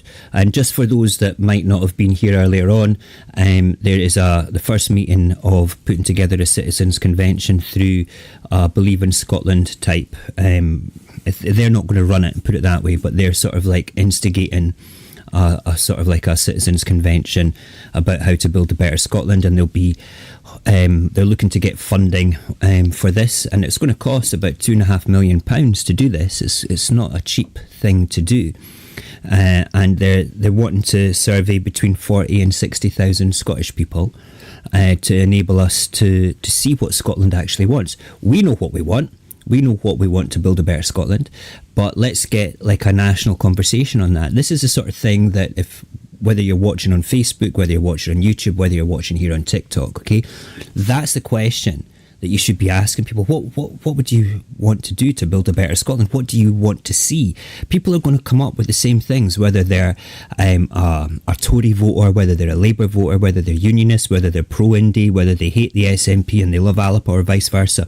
It's always going to be a variation of a theme where it's like, we want to protect the NHS. We want an economy based around something other than growth. We want to get rid of nuclear weapons. We want everybody to be housed. We want rid of food banks. We want child poverty gone. We want the roads up north to be better. We want the ferries to be better. You know, all this stuff, okay? And we put all that together, package it up, take it to Holyrood, say, can you do this? Nut. Can take it to Westminster, can you do it? Nut. And then we build a manifesto, and then we have to convince the political entities to run with that as their manifesto and treat 2026 as a plebiscite referendum. You know, that is what we want, and that's what we need to have. Look at that. I'm looking at the delay on the other two things just now, and my hands are going mental when I'm speaking. It's crazy. The revolution should be televised. It should. That's a great song, that one. Yeah. But, I was going to say, just on that point very quickly, see, when I was doing my wee poddle around Scotland, that was one of the things that I found. See, like the kind of whole ideology of citizens' assemblies, say run through a blockchain democracy system, people were in favour of that, all sides of the fences. But again, it's these things need to come to fruition, to plan, to seed, to work out what is the best way to do it. We need to have plans A through to Z to get independence, and the Z, from my perspective, is the violence, and as is yours. That's the last thing we want to see them resorted to. But everything else in between has to be considered, and that's where our politicians have failed. It's true. When you're talking about like blockchain democracy, is that like for voting for local things like planning permission as well as sort of like grand scale things? You could do it on a local level, so your schools, your road infrastructure, you know, everything could go that way. It can then done at a national level for things of national security, and can be done internationally. If these blockchain citizens' assemblies exist across the planet, then everyone can communicate and we can really resolve all the global issues. That's pretty good. So there was if we started it, we could sell it. So in Switzerland, they have a direct democracy system, and I don't know whether it's blockchain or not, but their direct democracy using like the cantons as local entities for voting for planning permission, voting for schools, roads, etc. Popular sovereignty, thank you, Chris, is very much a big thing over there, and Scotland used to have that in our history. We used to do something very similar to that, and it's something I firmly believe in, and it's something as well that the people in Liberation.Scot and people from Salvo are talking about as well. They know about it. And which is something I'm all for. The democracy needs to evolve. You know, I mean that's definitely something in our future. We need to grasp our future first with both hands and say this belongs to us. It doesn't belong to Westminster. You know, that's how I feel. You know, strongly. Scotland belongs to the people. The people belong to Scotland. Mm-hmm. They're not, you know. I mean, one argument. We've been subjugated for so long that, you know, a lot of the older generation are afraid of change. Oh yeah. You know, they are so terrified of change, and that's the mindset we need to work on, because we've got, you know, Sir Keir Starmer refusing to lift the 2-child cap. We've got Rachel taking the winter fuel payment away from pensioners unless they get pension credit. So you get two pensioners like my parents who get full pensions because they've paid into the system for 45 years. So they get their full state pension, they get no winter fuel payment, but in the Highlands we pay the highest energy costs. So their winter fuel bills are going to go up, but they won't get any help to pay it, which in some cases is going to put pensioners into fuel poverty. And is that what it's going to take to change their minds? I don't want to see that. I'd rather see them change their minds back to and heat. get independence. Not have people dying because they can't heat their homes and eat at the same time. It's That's the thing. People don't I usually. get passionate about that.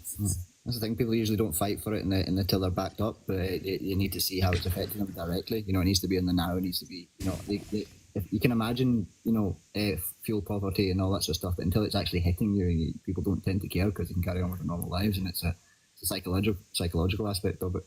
Yeah. Kristen's come up with another sort of pertinent comment as well. Thank you for your input just now, Kristen.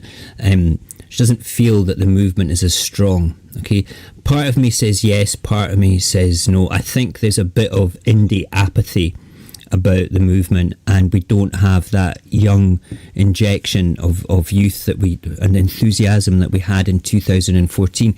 And I blame that on conditioning from the media, the fact that we are in that addiction of politics. We are in that paradigm where we're relying on our politicians, and I try very hard not to have the political conversation about independence. They're part of the story, but they're not the end all be all of the story.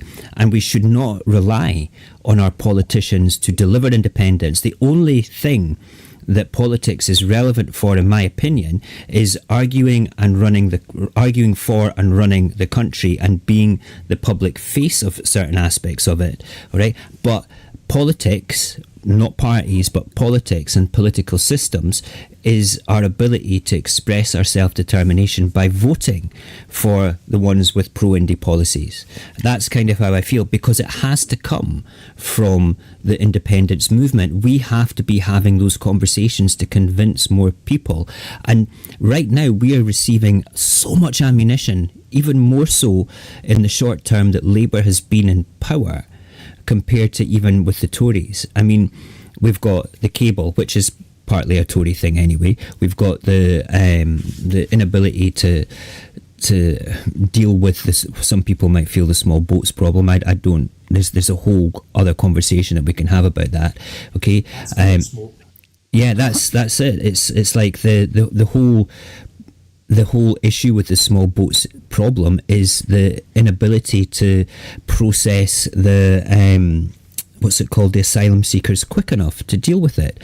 And like most of these people that are coming across are going to get it anyway once they're processed. And I think about 20% of them get sent back.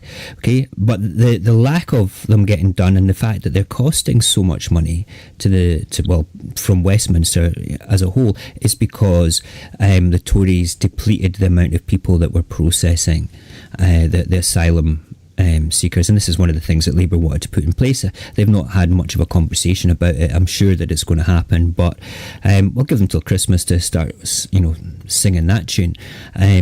But we have to do something to help people if we've been involved in decimating their country, to be perfectly honest. But all these particular aspects of politics and the ammunition that we've been given to do it, we should be having these conversations with our friends and our family in a non-indie sort of way as well. Take the Building a Better Scotland hand in hand with, do you trust Westminster to build a better Scotland? Do you trust them with their inability to do anything apart from take from us and not give to us? It's community based as well, not just family and thing. Like as a group, the community on a stage type thing. Ask the public themselves, make it seen that as a group, the Indies actually willing to help the communities in a way. Because like I was going to joke for the fuel poverty thing, we could all go up and like dig up some peat for the Highlanders, so they can. Why not? I'll tell you. Do you know something? How incredible would that be for a bunch of social media independence commentators and creators to hire a minibus, pick us all up from the borders up to the Central Belt, then head north, and then go and find a peat bog that we can do that with? How much content fun would that be to do that with a bunch of folk? I'm all for it. Somebody hire a minibus.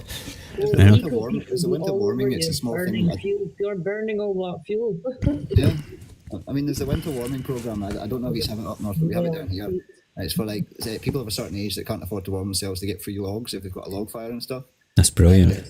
There's an old lass that lives up the road from me, and every once in a while she gets a big lorry full of logs just dumped on her front door, so I help her go and store the logs away. But so if you can go back to like self-sustained fuel and stuff like that to keep you warm, and that can bring down fuel prices and stuff like that. So yeah, it could be very easy to go up there and find an area to dig some peat or some logs. I don't imagine in the too distant future we'll all have hydrogen batteries in our houses, Mm. and that will be our energy source. That will fuel our cars. It will fuel our energy consumption.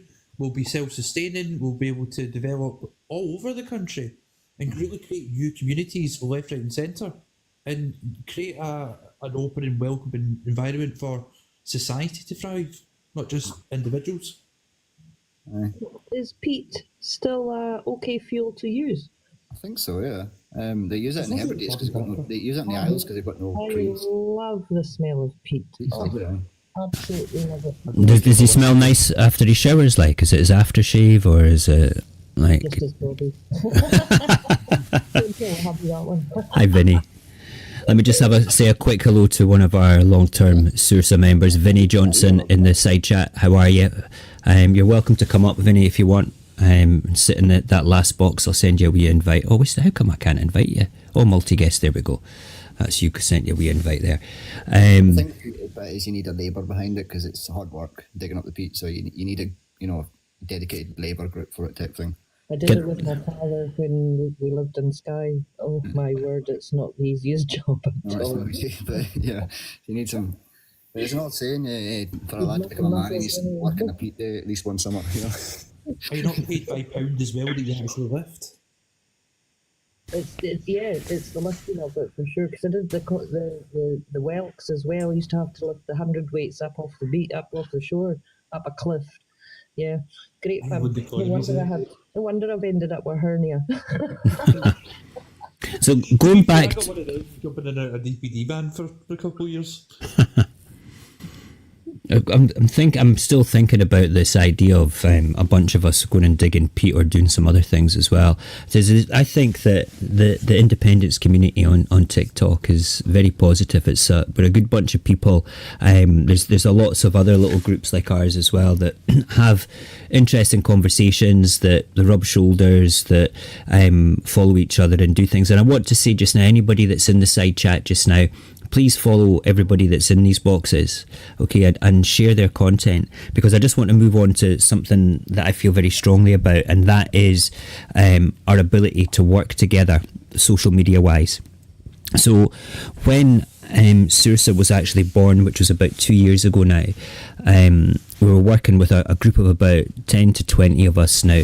There's a bunch of people here that I've been part of it since the beginning, and we worked together so well. There was about 4 of us that were really making a lot of content and pushing that out there and getting it out there, and sometimes it was memes, sometimes it was like 15-second videos. But the one thing that we did that worked really well is we would follow each other, obviously, but we would click on repost, we would like it, we would comment positively. We would also take the links of our own stuff and stick it in our Discord so the rest of us could see, right, this is what we need to do. And between May 2022, was it 22? Yeah, let me think.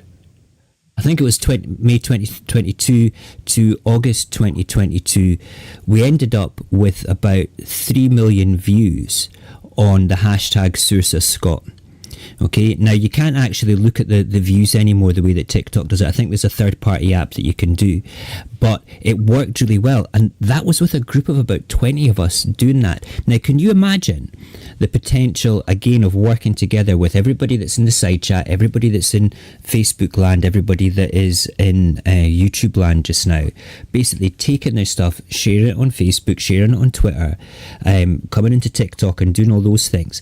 The power that we have as social media commentators and creators, and just the audience, the good people of our audience who do the hard work of taking that stuff and moving it along. It's not about ego for me. It's not about ego for the people that I know who are doing the creating. It's about the message. It's about the cause. It's about going out there and delivering that message digitally to people's doorsteps. And how many people do I know that are standing on the bus on the way to work in Edinburgh, looking at TikTok, looking at Facebook, looking at X, and if we were to work together to push all that stuff out there once again, All right, we have the ability to reach so many more people with information, like the cable and the other cables that are going to be built. The fact that, you know, a few of us might go and dig some peat up, okay, but it's something that we all need to consider, because if we don't work together, and we could be the example to the politicians about working together, if we don't start working together and coming together as a countrywide community with lots of little communities working together to deliver this, we're never going to achieve our self-determination. We're never going to achieve independence. We need to be doing something, okay? And I think it starts with social media, and then it sort of explodes out the way. What do you think? How do you feel about that? I think you're 100% right. I mean, I'm going to come at this from a really geeky point of view here. I mean, I'm a bit of a Star Trek fan, and you know, in a certain film, Spock says to Kirk, "The needs of the many outweigh the needs of the one," and I think that's the way we need to be looking at it. The needs of the many. I mean, the need of our country is more than the need of one of us, but we need to work together, because the many are going to be what changes this country. This is true. It's not going to be one person going, "Oh, look, I got us a referendum and you all voted for it." No, that's not going to happen. We have to come together. It doesn't matter what your political affiliation is. If you're FNP, Green, ISP, ALPA, Socialist, you know, there are Labour supporters and Conservative supporters who support independence. And we need to get everybody that's an independence supporter, that's positive about Scotland, to work together as a team. And we need to, I think in some cases, put politics aside. Citizens. Oh, and I keep forgetting. Citizens. See now, Sean. Yes, Star Trek is. Yes. Star Trek is the goat. It's true. It really I is. think everybody should just vote for me and also. Like Star Trek, I tell you. What? Wait, what? Somebody said they didn't like Star Trek. Who said that? Listen, I'm a geek when it comes to anything that's science fiction. I'm a Star Wars, Star Trek, everything fan. Battlestar Galactica, you name it. I friggin' love it. Stargate was great entertainment. I did really enjoy the reboot of Battlestar Galactica, the sort of like the gritty, sort of shaky camera sort of effects that they had. I thought, you know, it's a very good story. I wasn't a sci-fi fan, and then I got married and got subjected to Star Trek every single day, and now I watch it all the time. So You start to put it on the Paramount Plus, then it's all Star Trek. yeah. Wayne in YouTube land saying Firefly for me. Yes, absolutely. That was one of the biggest travesties when that whole series was cancelled, Wayne. What a great story. It's got the potential of being a great open universe MMO computer game as well. Firefly as a whole. So it's a great universe to have a game in, you know, as a whole. But there you go. Right, okay, we've kind of... Democracy. I literally just popped into my head. Estonia have done it, yeah? So they've got a vote. So the way that their blockchain works is it's obviously as soon as you're born, rather than having like a birth certificate, you're given a digital ID. That digital ID follows you from birth to death. It has your medical records, your education, your work history. So if you pass out the street, they can get you through the blockchain, through effectively DNA tracking, because they can get the medical record to then get that to, and they use it for the voting. But the way the voting works is, rather than say having a specific election or a vote result, or if they're making a decision, you can change your opinion. So rather than having this whole kind of ideology concept of lobbying, which is done by the big corporates, it's the people that lead the lobbying by public opinion. And that allows parties to shift their opinions, get policies in place that make a difference in people's lives. That's my pitch for blockchain democracy. As I said, I really want it to happen, but well, fingers crossed. I think we need to show how Scotland can look after the people of Scotland. Like even for the unions, they need to be taken into the fold and being taken care of as well. You know, bringing into community-based things and showing how. A written constitution and shining in law, like people get a roof above their head, food on the table, heating in the house. If you have that as a standard, then everything else in between can be worked on, sorted out. Because you will have elements of society that will just not integrate, and you'll have society. It's going to get world's complicated, but we can work it out. I could, things we can do. Of course. Without a doubt. I'm just making sure that I'm following everybody that I've not followed here. I didn't think I'm following you now, Diane. Oh, thank you. I just like to follow people that have taken the time to come into boxes. We're quite picky about people that we don't know coming into boxes. That's just why, while you were commenting in the side chat, I was a complete stalker. Went away, looked at your account, read your comments and things like that. And we do give. It's purely because we don't want somebody coming on and being a knobhead and potentially having the ability to get the account banned and things. And you might find that other people that you see me rubbing shoulders with, they probably do the same sort of thing. But tonight's been an exceptional live. I've enjoyed this conversation more than anything, and I'm not going anywhere yet. I've had my second half litre of coffee, so you've got me for at least another couple of hours, maybe longer. I've my back teeth are floating, so I need to go to the loo. So excuse me, I will be back in a minute. That's all right. Back teeth are floating. I've not heard that term for a long time. That's a good one. Oh, my one is when I have to go, I say my eyes are floating. Eyes are floating. I just call it old man bladder syndrome. Up 3 times through the night because I've got a bladder the size of a pea now. So that's what it is with me. Wear a kilt, it's never a problem. I've got a couple of kilts, which is good. So yeah, we should wear it all the time. Actually, that'd be good. We need a politician wearing a kilt. That's what we need. I can't hold that. No, I think wearing a kilt sponsored for a year as well. That would be an interesting thing to do, for a charity. I wonder if my work would go along with that. I think probably would actually. So I've got to wear a kilt for a year. Then I quite like the kilt walk as well. I'm planning on doing that next year. The big long sort of like it's a good walk, You get myself in your kilt. It's good. I've got a medal all the way from 2018 to present day every year for the kilt walk for my daughter. She does it every year. That's good. Right. I like how Sean's just saying, I'll get the kilt out. I'm just going to do more third taps on TikTok.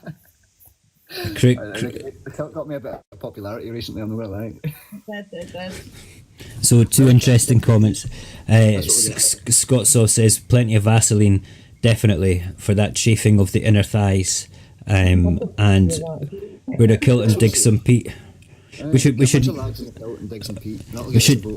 make a Men of Indie Kilted charity calendar, digging peat. That would be a laugh. I'm for that as well. I've got a friend of mine that's a photographer that would do it for nothing. Professional photographs and do it. Yeah, no, I'll just have to phone him and say, do you fancy doing a calendar again? And he'll go, hi, totally. He's a maniac. He did my wedding photographs. He's a good guy. So, yeah. No, there's something, there's lots of things we can do as an indie community on TikTok and across social media. And I think that we should start, this has been really good, sort of like branching out and speaking to more people. Tonight has been especially good for me personally, and I think that we should do this again. I'll tell you something, I'll come back on tomorrow night and we can do it again, probably about 11 o'clock again. 11 to 1 slot, it's not a bad, I don't know if it's a bad time, earlier, later, it depends on the numbers. My problem is family dynamic. I've got 4 kids. To be fair, by the time, see your 2 hours, do you follow Gary Vee? Don't think so. Should I be? Is he quite good? He's an American entrepreneur, but he's kind of created this kind of concept where, say for example, you talk about, he's not a great concept, but he talks about you macro, micro. So this is your macro content where you've created the long format. Mm. Your micros it when you short format it and you put it into different layers to go to Instagram, to TikTok, to Snapchat, and that's how you really take one piece of content and turn it into 1,000 pieces of content. Yeah. But time and effort and all that, doing that process is a nightmare. There's a couple of AI things that do that now as well. You just upload the video and it strips it down, which is quite good. What a time to be alive. I know. We could win it this time, but I think that's almost the problem we had in 2014. We all convinced ourselves we'd won it with the social media bubble we're stuck in. Mm-hmm. Listen, I want to invite everybody that's here just now. I've got a Saorsa WhatsApp group where we kind of like sit and talk about things, and we talk about the lives and say to each other when we're going live and stuff. So if anybody wants to join that, okay, DM me your mobile number. I'm quite happy to add you into it, simply because it's a good way of communicating outside of social media. If it becomes too much, like, because sometimes the conversations are going on till 4 a.m. and my phone's going ping, ping, ping, fucking mute that for the night, you know. But it's a good wee thing, and it's good for when we go to marches, you know, meeting up at marches, and then for basically just a little bit of content creation as well, because I've not had a chance to play all the jingles, but I've got one by Ken that's here, I've got one from a lassie called Jackie, Aaron that was in earlier on, and Kareem that was in on Facebook and YouTube, all doing that. My name is Kareem, I want to build a better Scotland. And I would love to have everybody that's in here to do the same sort of thing. I mean, it's only a 20-second sort of jingle, but it's worthwhile doing. I'm going to play another one now, actually, just while we're sitting here. Hold on now, because I need to change the mic settings. So 1 sec, and we will do, who will we do? We will do Kareem's one. That's what we'll do. Yeah, that would be good as well. You guys won't hear it though. But my name is Kareem, and I want to build a better Scotland by progress with a well-being economy, so everyone in our land can live in dignity and security. What would you do to build a better Scotland? Right, so basically, you guys can't hear it because you're in the panel, but the audience would have heard that. What I'll do is I will upload all these into my TikTok as well, so you can see the kind of format that we're talking about. But to have like all your voices potentially doing these things. Now, you don't have to worry about sitting doing it in one take, all right? You can sort of like go, hiya, my name is Diane, then take a breath, okay? And I want to build a better Scotland by enshrining the NHS in our constitution. What are you doing to build a better Scotland? Even if you just have a wee space between each of them, if it takes a minute to do it all, I will engineer it and make your voice sound amazing. I've got all the software on my computer for doing that. I've got the editing software to make the videos look really smart. I've got everything there to do that. And these little jingles are really powerful, and very much so with what the Citizens Convention thing coming up, because that's all kind of based around building a better Scotland. And if we have that phrase coming out in a 20-second sort of like videos of everybody talking about these things, it will become part of popular culture within Scotland. It becomes part of the national conversation with people actually talking about it, because that's the way that we get our independence, is to build a better Scotland and get everybody thinking like that. And I think it's a positive way of doing it, you know. My God, you made me sound so much smarter than I really am. Oh, don't be silly. You're a lovely person. She is. I'll vouch for that. Lovely person. If you're the smartest person in a room, you're in the wrong room. I'm in the right room then, because I'm thick as mince. So mince is tasty though. I do like a mince and tatties and dumplings. And none of your packeted dumplings things. Has to be homemade, properly rubbed with suet dumplings. Oh, don't do that to me this time of the morning when I know I'm not going to make a dumpling. We're not going to have the dumpling debate. It's a dough ball. Oh my God! Right, it's not a dough ball. I thought we were friends. You know, you can't call it a dough ball. Listen, I'm gonna while we're talking about this. This is the controversial thing in the Saorsa Discord, right? This is something that will come up if you join the Discord on more than one occasion. Okay, and I want you to think about this very carefully before you answer it, because it will determine whether I think you're a psychopath or not. All right. Is it cheese on? Is it cheese on toast? What do you call that? Is it cheese on toast? Toasted cheese? Roasted cheese? What is it? What do you call it? We're going to go around the room. We're going to start with Ken because I know what your answer is. Ken, what is it? Cheese on toast. Thank you. You're not Cheese a on psychopath. toast. There All we day, go. every day. Nina, what do you call it? Cheese on toast. That's good. No psychopath there, Mr. Towson. Right, cheese on toast, unless it's got another slice on it, then it's a toasty. Ah, fair enough. Fair enough. If it's two bits of bread with That cheese is in the true. middle, that's a toasty. Ian? Hi, cheesy toasty. Cheesy toasty. Cheesy toasty. Okay. Kristen's okay in the side chat. Cheese on toast. Diane, are you going to come up with something ridiculous after your dough ball comment? I am actually. It is cheese on toast, but I was always brought up with my dad calling it Welsh rarebit. Well, yeah, that's Welsh rarebit is the way that they make the cheese for that. It's like almost. We'll talk about that later because I'm a chef by trade. I was at college for 3 years learning to be a chef, so I quit. Druss, it is not fucking toasted cheese. All right, we've had this conversation before. Druss is a long-term member of Saorsa as well. You know better, mate. Okay, you know better. And Tam. Toast and cheese. For fuck's sake.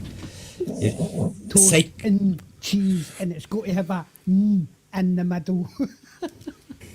Toasty cheese. Like a And- cheesy cheese, man. And there's You do it because my dad never toasted the other side. He only they toasted one side and had Toast bread. one side, Oh. aye. He had the bread, Toast and the bread cheese. on one side and cheese. the toasted on top. Right, so the reason I'm saying this is because one of the social things that Saorsa have done, we've not done it for about 3-4 months now, is we get onto Discord, we put our cameras on one night and we get a beer and then we make cheese on toast. Cheese on toast, not toasted cheese or roasted cheese, it's fucking cheese on toast. Shut your face. Right? Toasted cheese. And we all come together and have a nice social time away from social media in the confines of Discord, chilling out, having a beer, where nobody can like complain or ban us at all or anything like that, unless you're Barry. Yeah, ban button. Oh no. Barry is just so you know, Barry's not in the TikTok chat. He's across on Facebook just now. He is my admin for life, basically. He is going to be the godfather of my youngest child. I was the best man at his wedding. He is totally one of the best people when it comes to anything digital and technical. He's my go-to guy for all that sort of stuff. So he looks after my Discord because I've got no idea how to do that sort of stuff. But he does take great pleasure in moving people around rooms in the Discord. There's one called Barry's OnlyFans Dungeon. Okay, so if you end up falling asleep on Discord, he will move you in there. So when you wake up in the morning and think, oh my God, I feel violated. I've been put into... How do you join the Discord, Kristen? If you send me a DM with your Discord handle, I will bring you into it.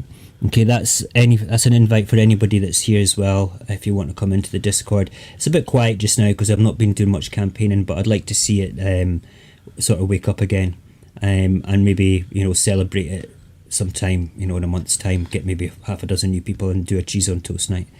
Cheese on toast night. Discord, you just have, it's an app, all right? So you download the app, you sign up to it, and it will give you your name. Okay, you can choose your name, but it's usually a hashtag symbol with the name that you choose and a number after it. You send me that, and I'll send you an invitation that will be open for 24 hours.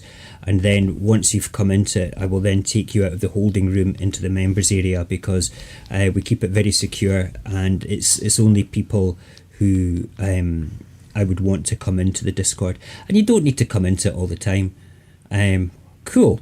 We'll get you. Just send me it, Ian. I can't read it because it's... It's just a background. Give context for you. Thank you, sir. Very good. I could actually bring it up on my screen, but I'm too lazy tonight. Like a little face. Well, can I settle a wee argument here? Of course, if it's to do with cheese on toast, I'm not listening.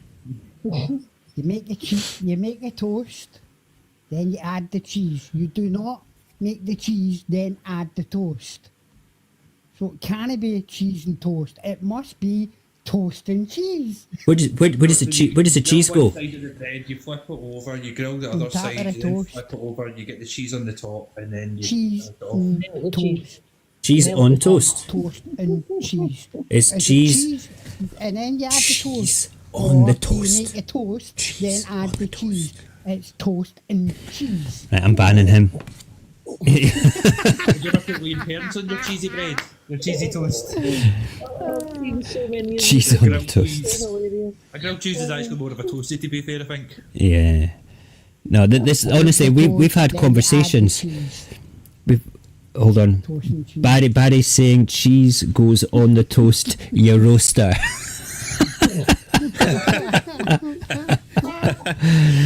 And Wayne saying cheese on toast with Worcester sauce. Anybody tried that? Yes, very much so. It's delicious. Yes. So that's just another wee thing for community building. Discord is a great tool for community building. And listen, if you have multiple, I'm going to totally swag up Barry here as well. Barry's a very clever guy. Do you know these things called link trees where you can go and make an account and then you can put all your different things in and you say, hey, you'll find a link in my link tree. Well, Barry has got his own version of that he wrote all the code for himself. It's called Lazy Links. Okay, so you'll get that at Lazy Links. I'm going to quickly stick that in the side chat. I've got one, and you can see how it is. Oh crap! I need to go to the internet to copy and paste it. Marmite? Are you Marmite? Yes or no? Marmite? Yes or no? Never tried it. Oh, it's disgusting. What about Vegemite? Never tried that. Oh, you okay? Right, Mo, Erhan, Yeah, claim after that. would it be You would what? it be easier just to send you a voice note, Mo, to make one of the One of the Discords. jingles? Aye. Yeah, no, that's what you do with the jingle. I will send you. I'll send you the script, Tam. Okay, through WhatsApp. I'll send you that in the morning. And then what we can do is get that done. Hi, Caroline in Facebook land. I hope you're okay. Would it be just make up a voice note? All you do is just do a voice note, and then I can extract it from WhatsApp very easily, and then I'll engineer it to make you sound brilliantly. I might give you a lassie's voice for a laugh, just because you're a roaster about cheese on toast, you know. Toast and cheese. Fucking hell, man! Honestly. You make the toast, you add the cheese. It's toast and cheese. It's a warm half a cheese sandwich. Wine juice. But listen, honestly, we've had conversations for up to an hour and 45 minutes in the Discord about the cheese on toast. I've walked away from it because one night there was like 4 people that were not calling it cheese on toast. And I was thinking, I'm surrounded by psychopaths. These people are serial killers and I've brought them into Discord. They're going to find where I live and they're going to murder me with their toasted cheese. You know, but that's just it. Good people. I'll do that with the toast and cheese. Up in the Highlands, you'd be more likely just to get the fair folk. I've already been round half the Tesco's in Edinburgh. I've only got the other half to go, Mo. Have you? That's what we should do to get around the square go at Tesco. That'll do. Right, am I not allowed to put links in my own friggin' live? What's going on here? Do you know, somebody won't work. commented, somebody commented under one of my videos on Tesco's and my unionist company, and I'm like, oh well, I still walk about with my Buy Scottish badge that Tam bought. Yeah. I still walk about with my Buy Scottish badge. Don't mind if the unions pay me, because that's more money towards Indie Scotland. That's what I True. said. That's Tory owned. Right, so in the side chat, I've put down lazylinks.co.uk if you want to sign up. If you've got multiple accounts and you're a creator that wants to sort of like you can turn on and say to people, look, all my stuff's there. So like, for instance, tonight in mine, the top 2 in Lazy Links is the YouTube live, the Facebook live, and then the TikTok live. Then I've got the rest of my social media for Saorsa sitting there. It's if you have a link tree, this one can never be sort of like put out to pasture or anything. It's very secure because Barry runs it and has his own servers for stuff like this. He also looks after the website as well for me, which is really good. And incidentally, if there's anybody here that writes and wants to do blogs All right. We do have a website which I'm quite happy to put your blog up on as well. Saorsa is a purpose-built community waiting to be utilised by the independence movement for doing things, and the only way that it will ever truly work is if we work it together. And I'm not doing this, like I say, this is not an ego thing for me. It's a tool. I use digital tools. That's why I use Barry. He's a digital tool. You know, he's going to take down my website after that comment. I can see it. I'm waiting. It's about a minute delay before it hits YouTube. Yeah, and I'm watching YouTube desperately there just now. I forgot. Oh shit! He's a manager on my YouTube account. He'll be able to actually destroy that, and he'll put up some of his OnlyFans content up there by accident. Oh yeah, that'll be me going to the dungeon, Druss. You wait and see. Why has there been so much OnlyFans talk on TikTok recently? It's wild. We use it as just a jokey thing in our conversations. We thought about making a Saorsa OnlyFans for a laugh, you know, but not on the sort of like the naughty side of everything, but just have it like at the minimum subscription thing for shits and giggles, and just have pictures of unicorns. You know, that would have been it. You know, I thought that would be a brilliant idea. Men on kilts riding unicorns. That's your OnlyFans sorted. That's true. Or how about men with those inflatable unicorns? You know, the ones that you have it's your legs that are in it that you can run. I think that we should get a unicorn cavalry for a march. You know, I think when OnlyFans first came out, it was kind of went to kind of rival the likes of Patreon and that kind of franchise model of monetizing content. It just got dominated by the adult thing. You know, so anyone that was on there said very quickly, I need to get at this. Unicorns. I don't know, no comment about. So, Scott Sov is also a long-term member of Saorsa, and when we're on Discord, he doesn't verbally chat at all. I know that he's a real person because I've engaged with his voice and video chat before, because I made people prove that they were a real human being and who they said that they were. If I don't see your face, I want to see your face on the Discord. That you do it once and I'm happy, all right? But Chris talks through memes and through GIFs in what's it called, on Discord, and some of them are utterly hilarious in the side chat. That's what he does. I mean, that's the kind of people that we're kind of rubbing shoulder with. There we go. Oh, that was me. That's all right. Don't worry. It's okay. I'm not against. He did a poem. He did a Burns poem with his own voice on his TikTok. Yes, he did. He's got a great voice. He's got a fantastic voice for it all. He also did a voiceover for a bit of a video when the Declaration of Arbroath was at the museum in Edinburgh.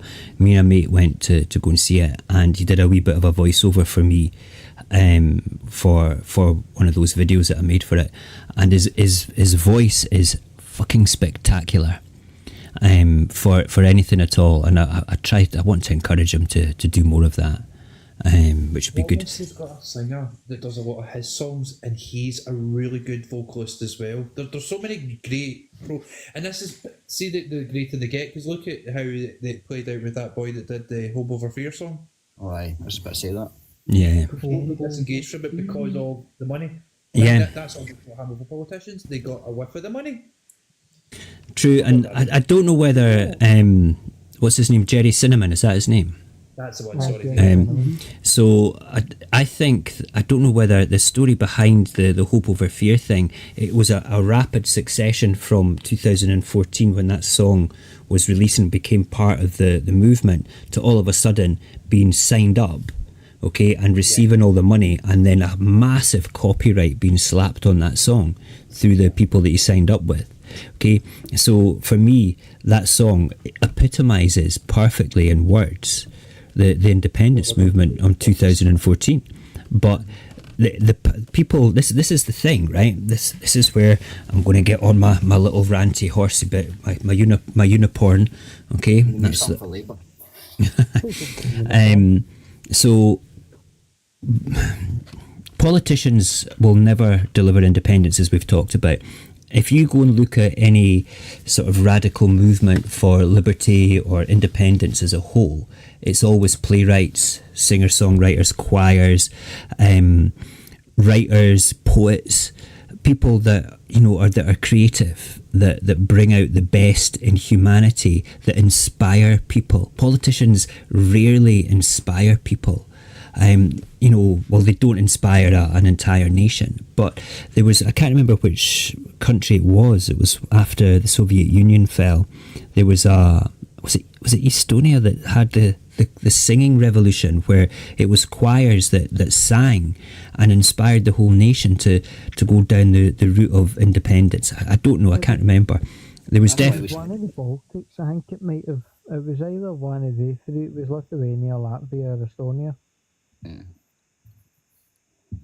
I think people love people with a good voice or a good, something to ring by or something that sticks in their head. I mean, say what you want about Churchill, but that's how he was loved by a nation, because he was a great public speaker. Yeah, this is very true. Very true. No, I loved for him because he was fat and he was easy to shoot. Fuck's sake, man, honestly. Jesus Christ.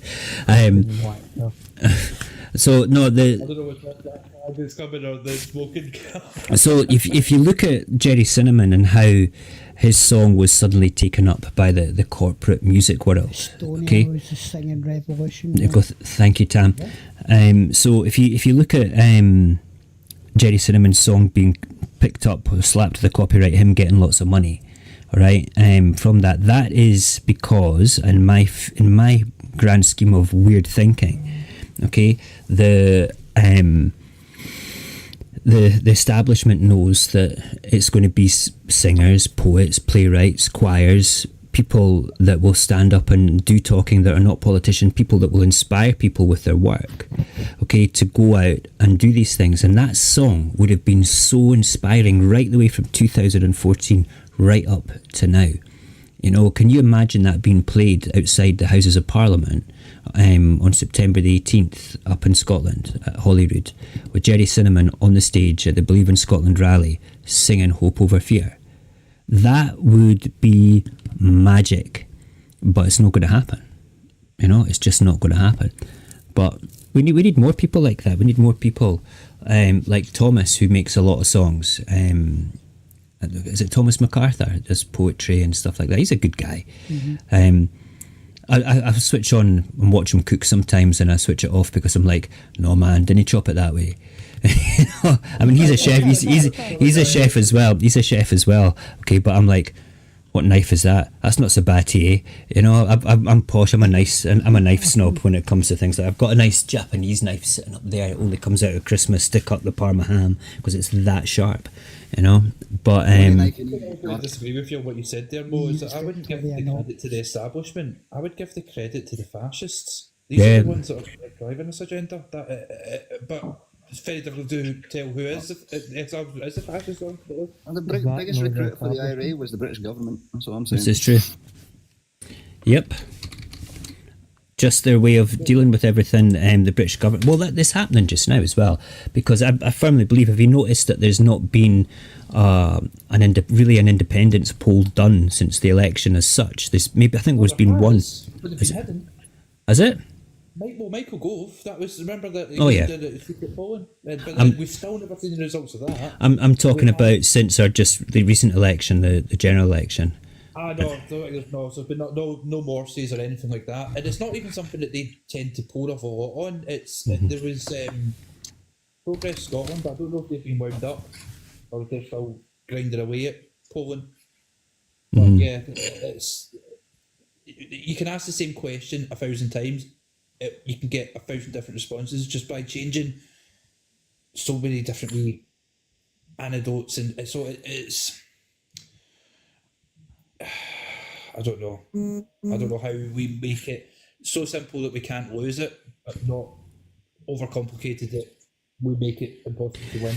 Do you know something? There'll be a time where some clever person or some inspiring person will come out with a way of thinking that will basically inspire the whole of Scotland as a whole. I think that the way that the union markets themselves.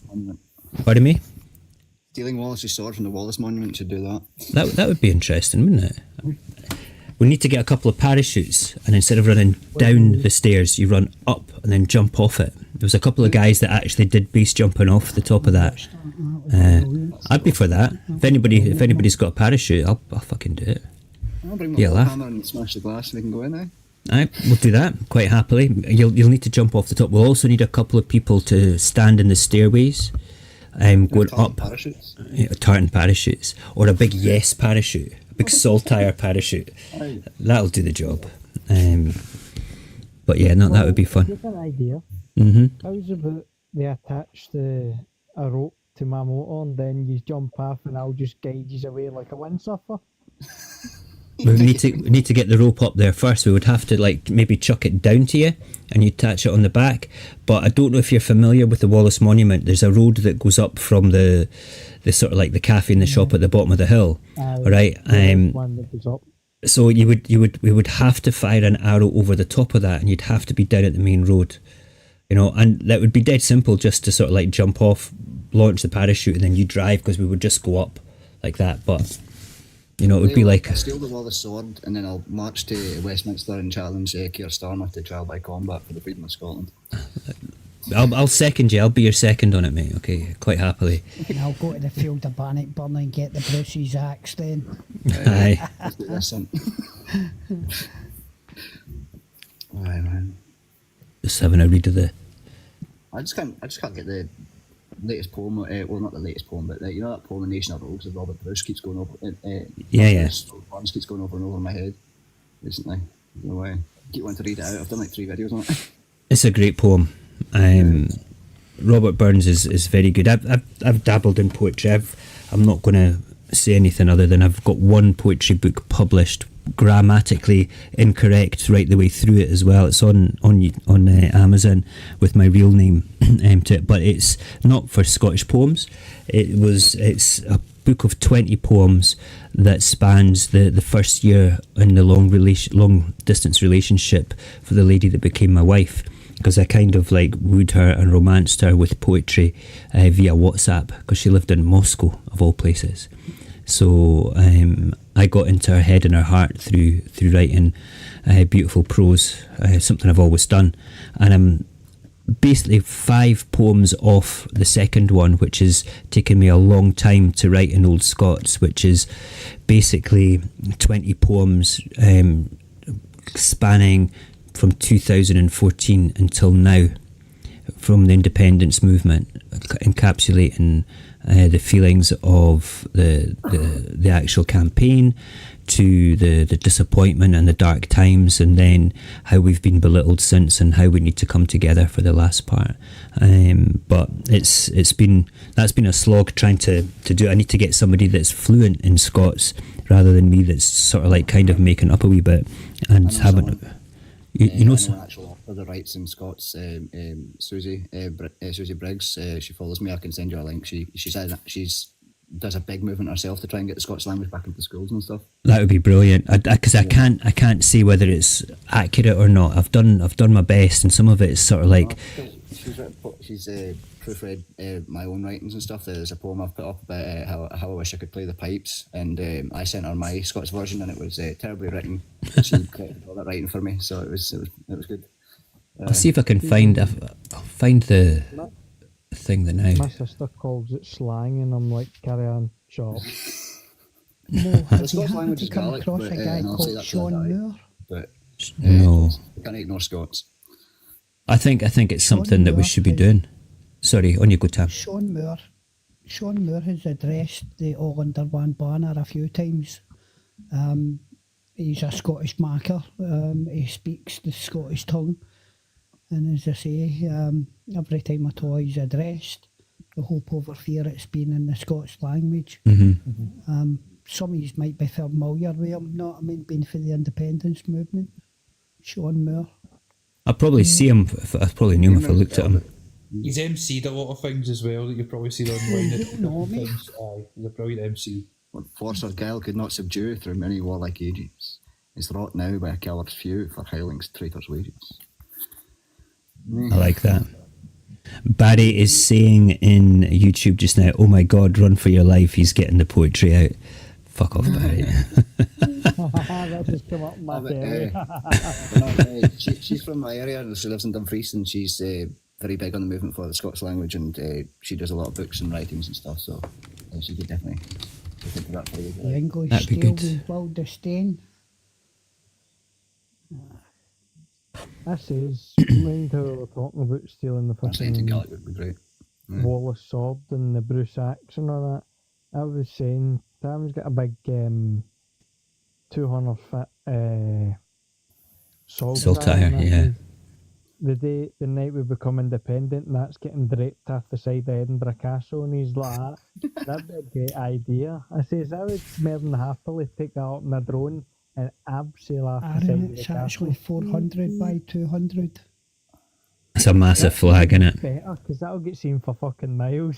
I just think Did you the ever see Jacobites the should Mary finally take Fest Stirling event? Castle. And I will stress it's the biggest saltire in Scotland.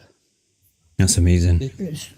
It's done the test on the field of Bannockburn among all the other contenders and came out biggest. Yep, it is by far the largest. I've seen it. It's fucking massive. It's enormous. Do you ken where Golspie is? Yes, I do. Yep. Yeah. Yes. The Aye, well, Manny. we also went up there, did the Manifest event back in 2021, I think it was. And we managed to get a look because it was a boy in Skye that makes a lot of these flags. Smiler, his name is. Smiler. Aye. Aye, and we a good managed to friend. get most of them together, I think, if not all of them, up at the top Yeah, of mine's the. is bigger than Smiler's. Oof. The aerial footage we got was brilliant. They didn't organise a plane, but the plane was late. Everyone had got back down. But it was a good. Did you not good make it to weekend. Bannockburn? No. This No, year? this year, no. Nah, you missed them because they were all in the field of Bannockburn. And as I say, this is where we done our measuring to see whose was actually the biggest. Mine's is the biggest. So we can turn round in the independence movement, and instead of sort of like saying my dad's bigger than your dad, we can say my flag's My bigger flag's than bigger than bigger. your flag.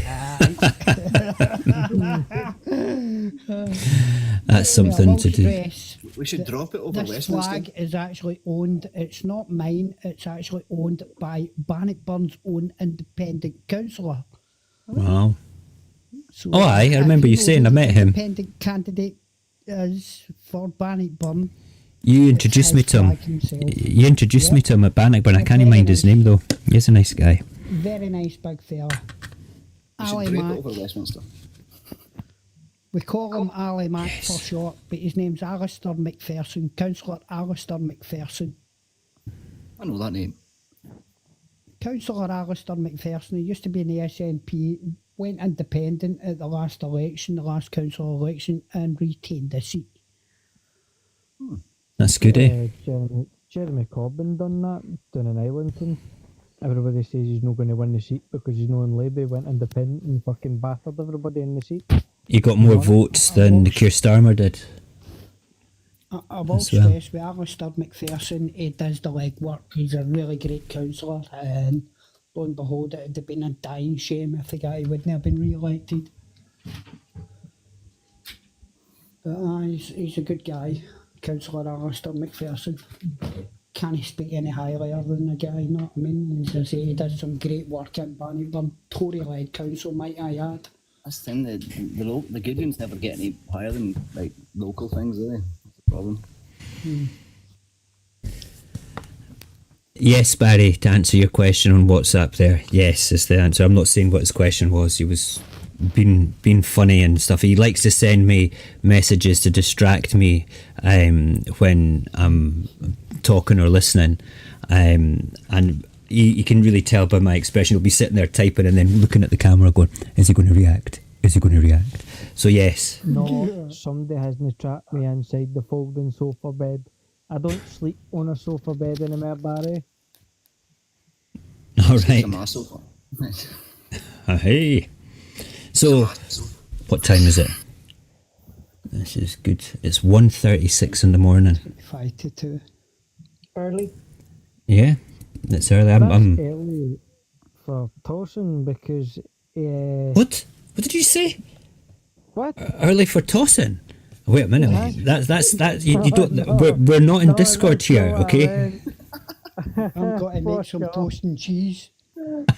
Oh, that you dirty old bastard. That's not what I meant. That's why I say 1,000, mate. Thousand, that's what I meant. Fuck's sake. So I'm waiting for it to catch up on YouTube just now because that'll be funny. That's why I'm fucking looking across the 1,000 short for telephone. making 1,000. Wayne's already screaming into his pillow after the folding up inside a bed sort of thing. Anytime, any place.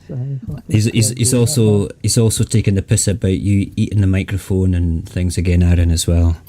Barry says pancakes. Oh God, pancakes. right. Okay, so just so you know, okay, as well, on the Discord we have a safe word in case the conversations get a wee bit too sort of like crazy, and the safe word is pancakes. So if you ever hear somebody going pancakes, or Chris in the side chat putting a pancakes like meme up or something like that, then you know that it's like it's been taken too far. So pancakes, Barry is just called pancakes when we're talking about it's too early for tossing or too late for tossing or something Aaron said. Fuck up. There'll be snowflakes. Snowflakes would be good, but pancakes is what we've kind of, I don't know where it came from, to be perfectly honest. It just came out of the blue as a word that we used. I love a pancake. I fucking, honestly, my wife makes fantastic pancakes. Russian pancakes are amazing, utterly amazing. She makes savoury ones, and we fill them full of like a spiced mince, of all things as well. They're absolutely amazing. Yeah, it was Beth that started it, Chris. You're absolutely right, which is good. But yeah. Oh yeah, Chris, sorry for calling you a big ginger bastard the other day. Oh, for fuck's sake. Alright.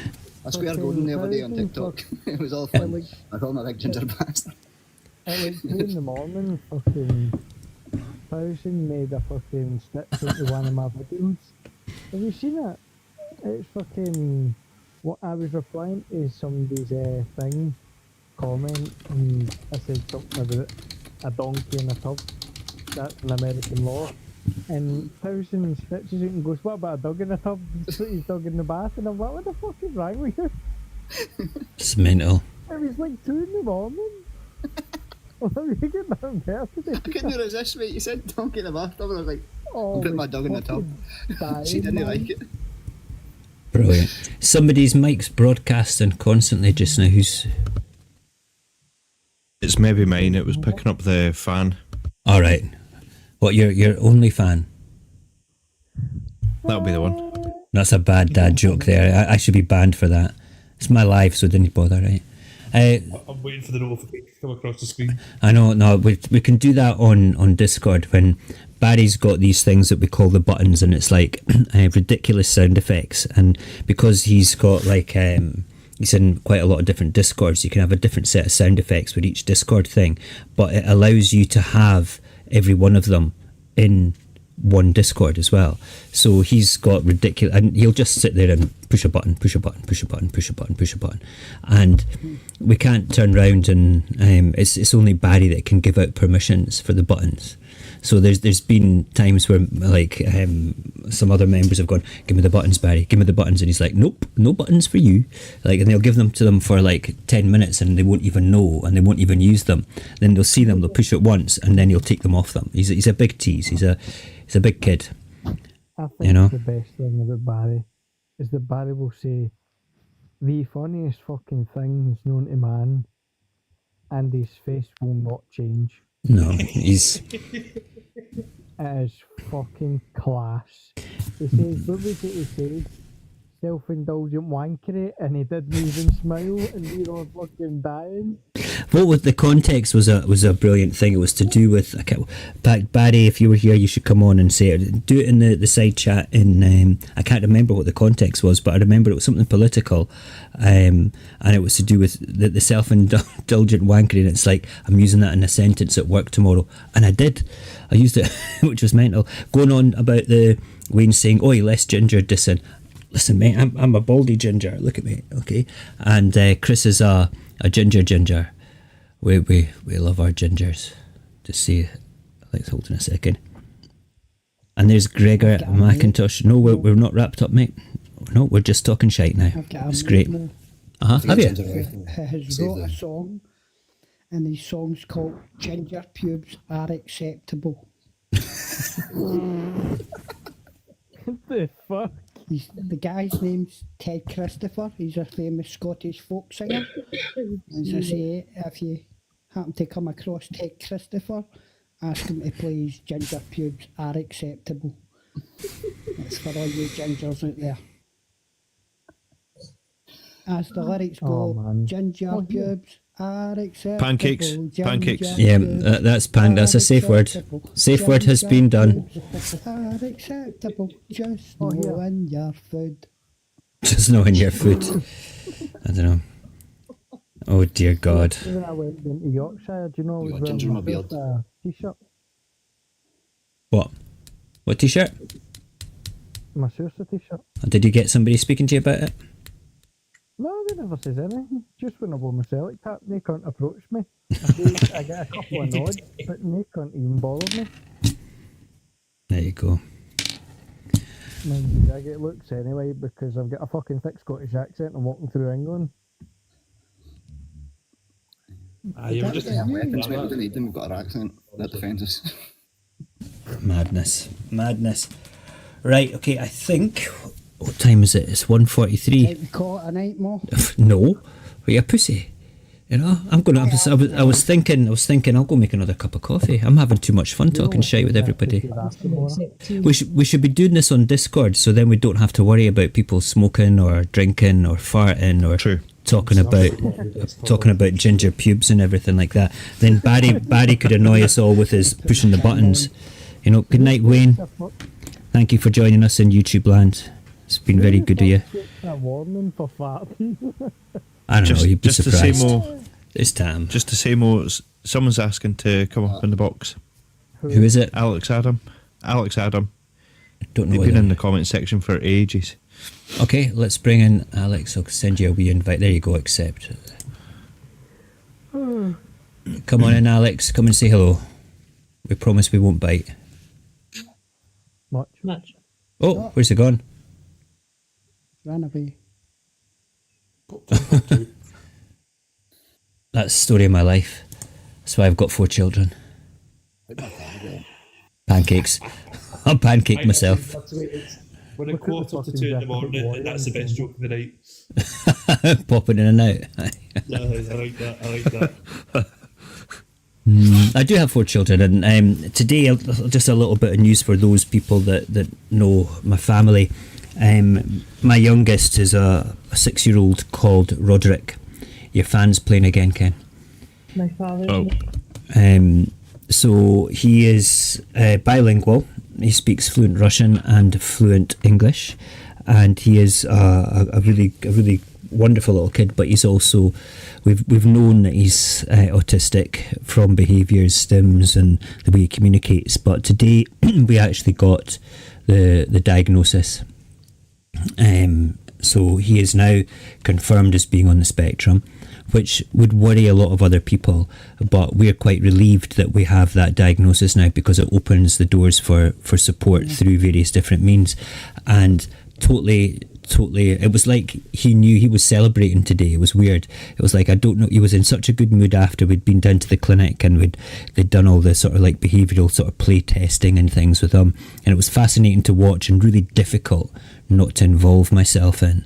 And it was difficult for Ulia as well, my wife, not to involve herself in. And now I feel that I have to become a proper hardcore activist for young person's autism as well, which I think that I'm going to do on top of like my indie stuff. I think that's really important, because I think that a lot of people, I think more now, people are beginning to understand how the spectrum works. I think the best description that I've ever seen for it, and it really resonated with me, is if you imagine yourself going into an industrial kitchen, right, where you've got like a cooker that has maybe 8 gas burners on it, and these gas burners represent like the different faculties of behavior and personality within somebody who is autistic. So people kind of pigeonhole people. Oh, he's only a little bit autistic, or he's massively autistic, or he's got a communication deficit, or he's got like he's non-verbal or whatever. It's not like that. So each of these burners represents a different way of like the behaviors and personality. So one day the burner might be up really high and he's communicating really well, okay, but at the same time he might not be functioning to be able to feed himself, okay, as a whole, for things like that. But the next day his communication flame might be down a little bit, and his stims might be up, and he might be able to feed himself in another one. So these flames go up and down all the time with people. So it's not just one thing, it's many things all happening at the same time. And I've learned more about being a dad from that little boy than my other 3 kids combined, and they recognise that as well, because I've had to be the same dad as it has been for them, but also I've had to evolve my dad behaviours to be around Roderick, to do different things with him, to understand him and understand the way he communicates. And I wouldn't change him for anything in the world, because I think he's a fantastic wee boy. And I get very emotional sometimes thinking about, what happens when, I've crossed the Rainbow Bridge, and he's an adult that basically might need care. How's he going to understand these things, when when he's an adult and mum and dad are not around? That's the one thing that hits me hard all the time about it. I think about there's not a day goes by when that little thread of thought gets pulled from my brain, and I know that I shouldn't be thinking that. I should be here and now and a week down the line, with him, and maybe 6 months down the line and things, but I can't help thinking things like that. I know that my other 3 kids would be fine. They're autonomous already just now as human beings, but It's only natural the way you're feeling, to be honest. yeah, it's... If you were going to die, Mo, you would have been dead by now. Well, according to Barry, it's like I've lived for a billion gazillion years and I'm the oldest bastard on the planet. In fact, I invented time. In fact, God came to me and said, how do I plan to build the earth? Apparently that's how old I am. But but there we go. Right, I think what I'm going to do then is if anybody wants to join the Discord, all right? You've joined it. Who's that? I'll join it, but I'm terribly antisocial, so you'll have a hard time getting me talking at all. I tend to throw my phone away. Yeah, bastard. You're fucking always talking. Okay, if you join Discord, send me a DM as soon as possible, right? And I will go into Discord just now, and if anybody's done that, just watch the app in the next 10-15 minutes, and you'll get somebody called, hang on, let me just bring it up now. Can't even remember my name. I think it's just down as Mo, or it might be Mojax. So you're not Saorsa? I'm not down as Saorsa on it. I was looking at you thinking, you've just sent me some really horrible not horrible messages, but like nope, sorry, just dropping a Discord link I sent a DM. I'll need to apologise to this person now. I think the server's called Saorsa, but just you can see the wee updates coming in over here now. You can't, because I've not put that across. That's fine. Right. I know it's pro indie, and he does a lot of singing in old Scots. He does a lot of old Scots folk songs in Gaelic as well. And he's looking for things to get involved in. So stuff like that. I know it's a bit off topic again from what we're talking about, but it just popped into my mind from earlier. No, I think that if anybody does have contacts and has people that are doing things like that want a platform, by all means come and do it. I'll make podcasts with anybody talking about their feelings about independence, if they're singer-songwriters, poets, creative people, playwrights, anything like that, anything at all, as far as I'm concerned, that promotes independence from a creative point of view, I think is very important. I think we should all be doing things like that and doing our best to inspire people. What my page kind of goes, so a lot of people that follow me are like their own writers, or they do their own poetry or something like that, or and a lot into the cultural side of things. Mm-hmm. because that's where I know Diane from, and yeah, but like as I said, like Susie Briggs, she does a lot of the Scots writing. She's pro and day and all that sort of stuff, and then I know it's another Aaron that I know he does the singing, he does old Scots singing and Gaelic singing. He's pro India as well. That's good. A lot of these people, because they're focused on the cultural side of things, they don't get into the political side of things, and I think that it doesn't have to be separate. We're not the movement type thing anyway. No, I think you're absolutely spot on, right? That they don't have to be separate, because it's the culture of Scotland as a whole is what unites us, whether we're wanting to remain in the Union or not. It's we're still all Scottish people. Some people are proud Scottish but want to remain to be proud British as well. But at the end of the day, Scotland needs to stand on our own 2 feet, simply because it's the only way that we're going to thrive as a nation, to be perfectly honest. Barry's asking, Mr. Robert, Barry's asking, does other Aaron know how to use a microphone? Because our Aaron certainly doesn't. Barry. It seems to, yeah. Barry, that's good. off. Right, let me just And quickly... on that happy note, I'm going to say goodnight because I'm up in about 4 hours. I see that, Dan. So, Akava. thank you very much for having me up, Mo. And No problem. I'll see you again soon. No problem, we'll be on again. You're always welcome. I'll speak to you soon. All right. Take care. Good night.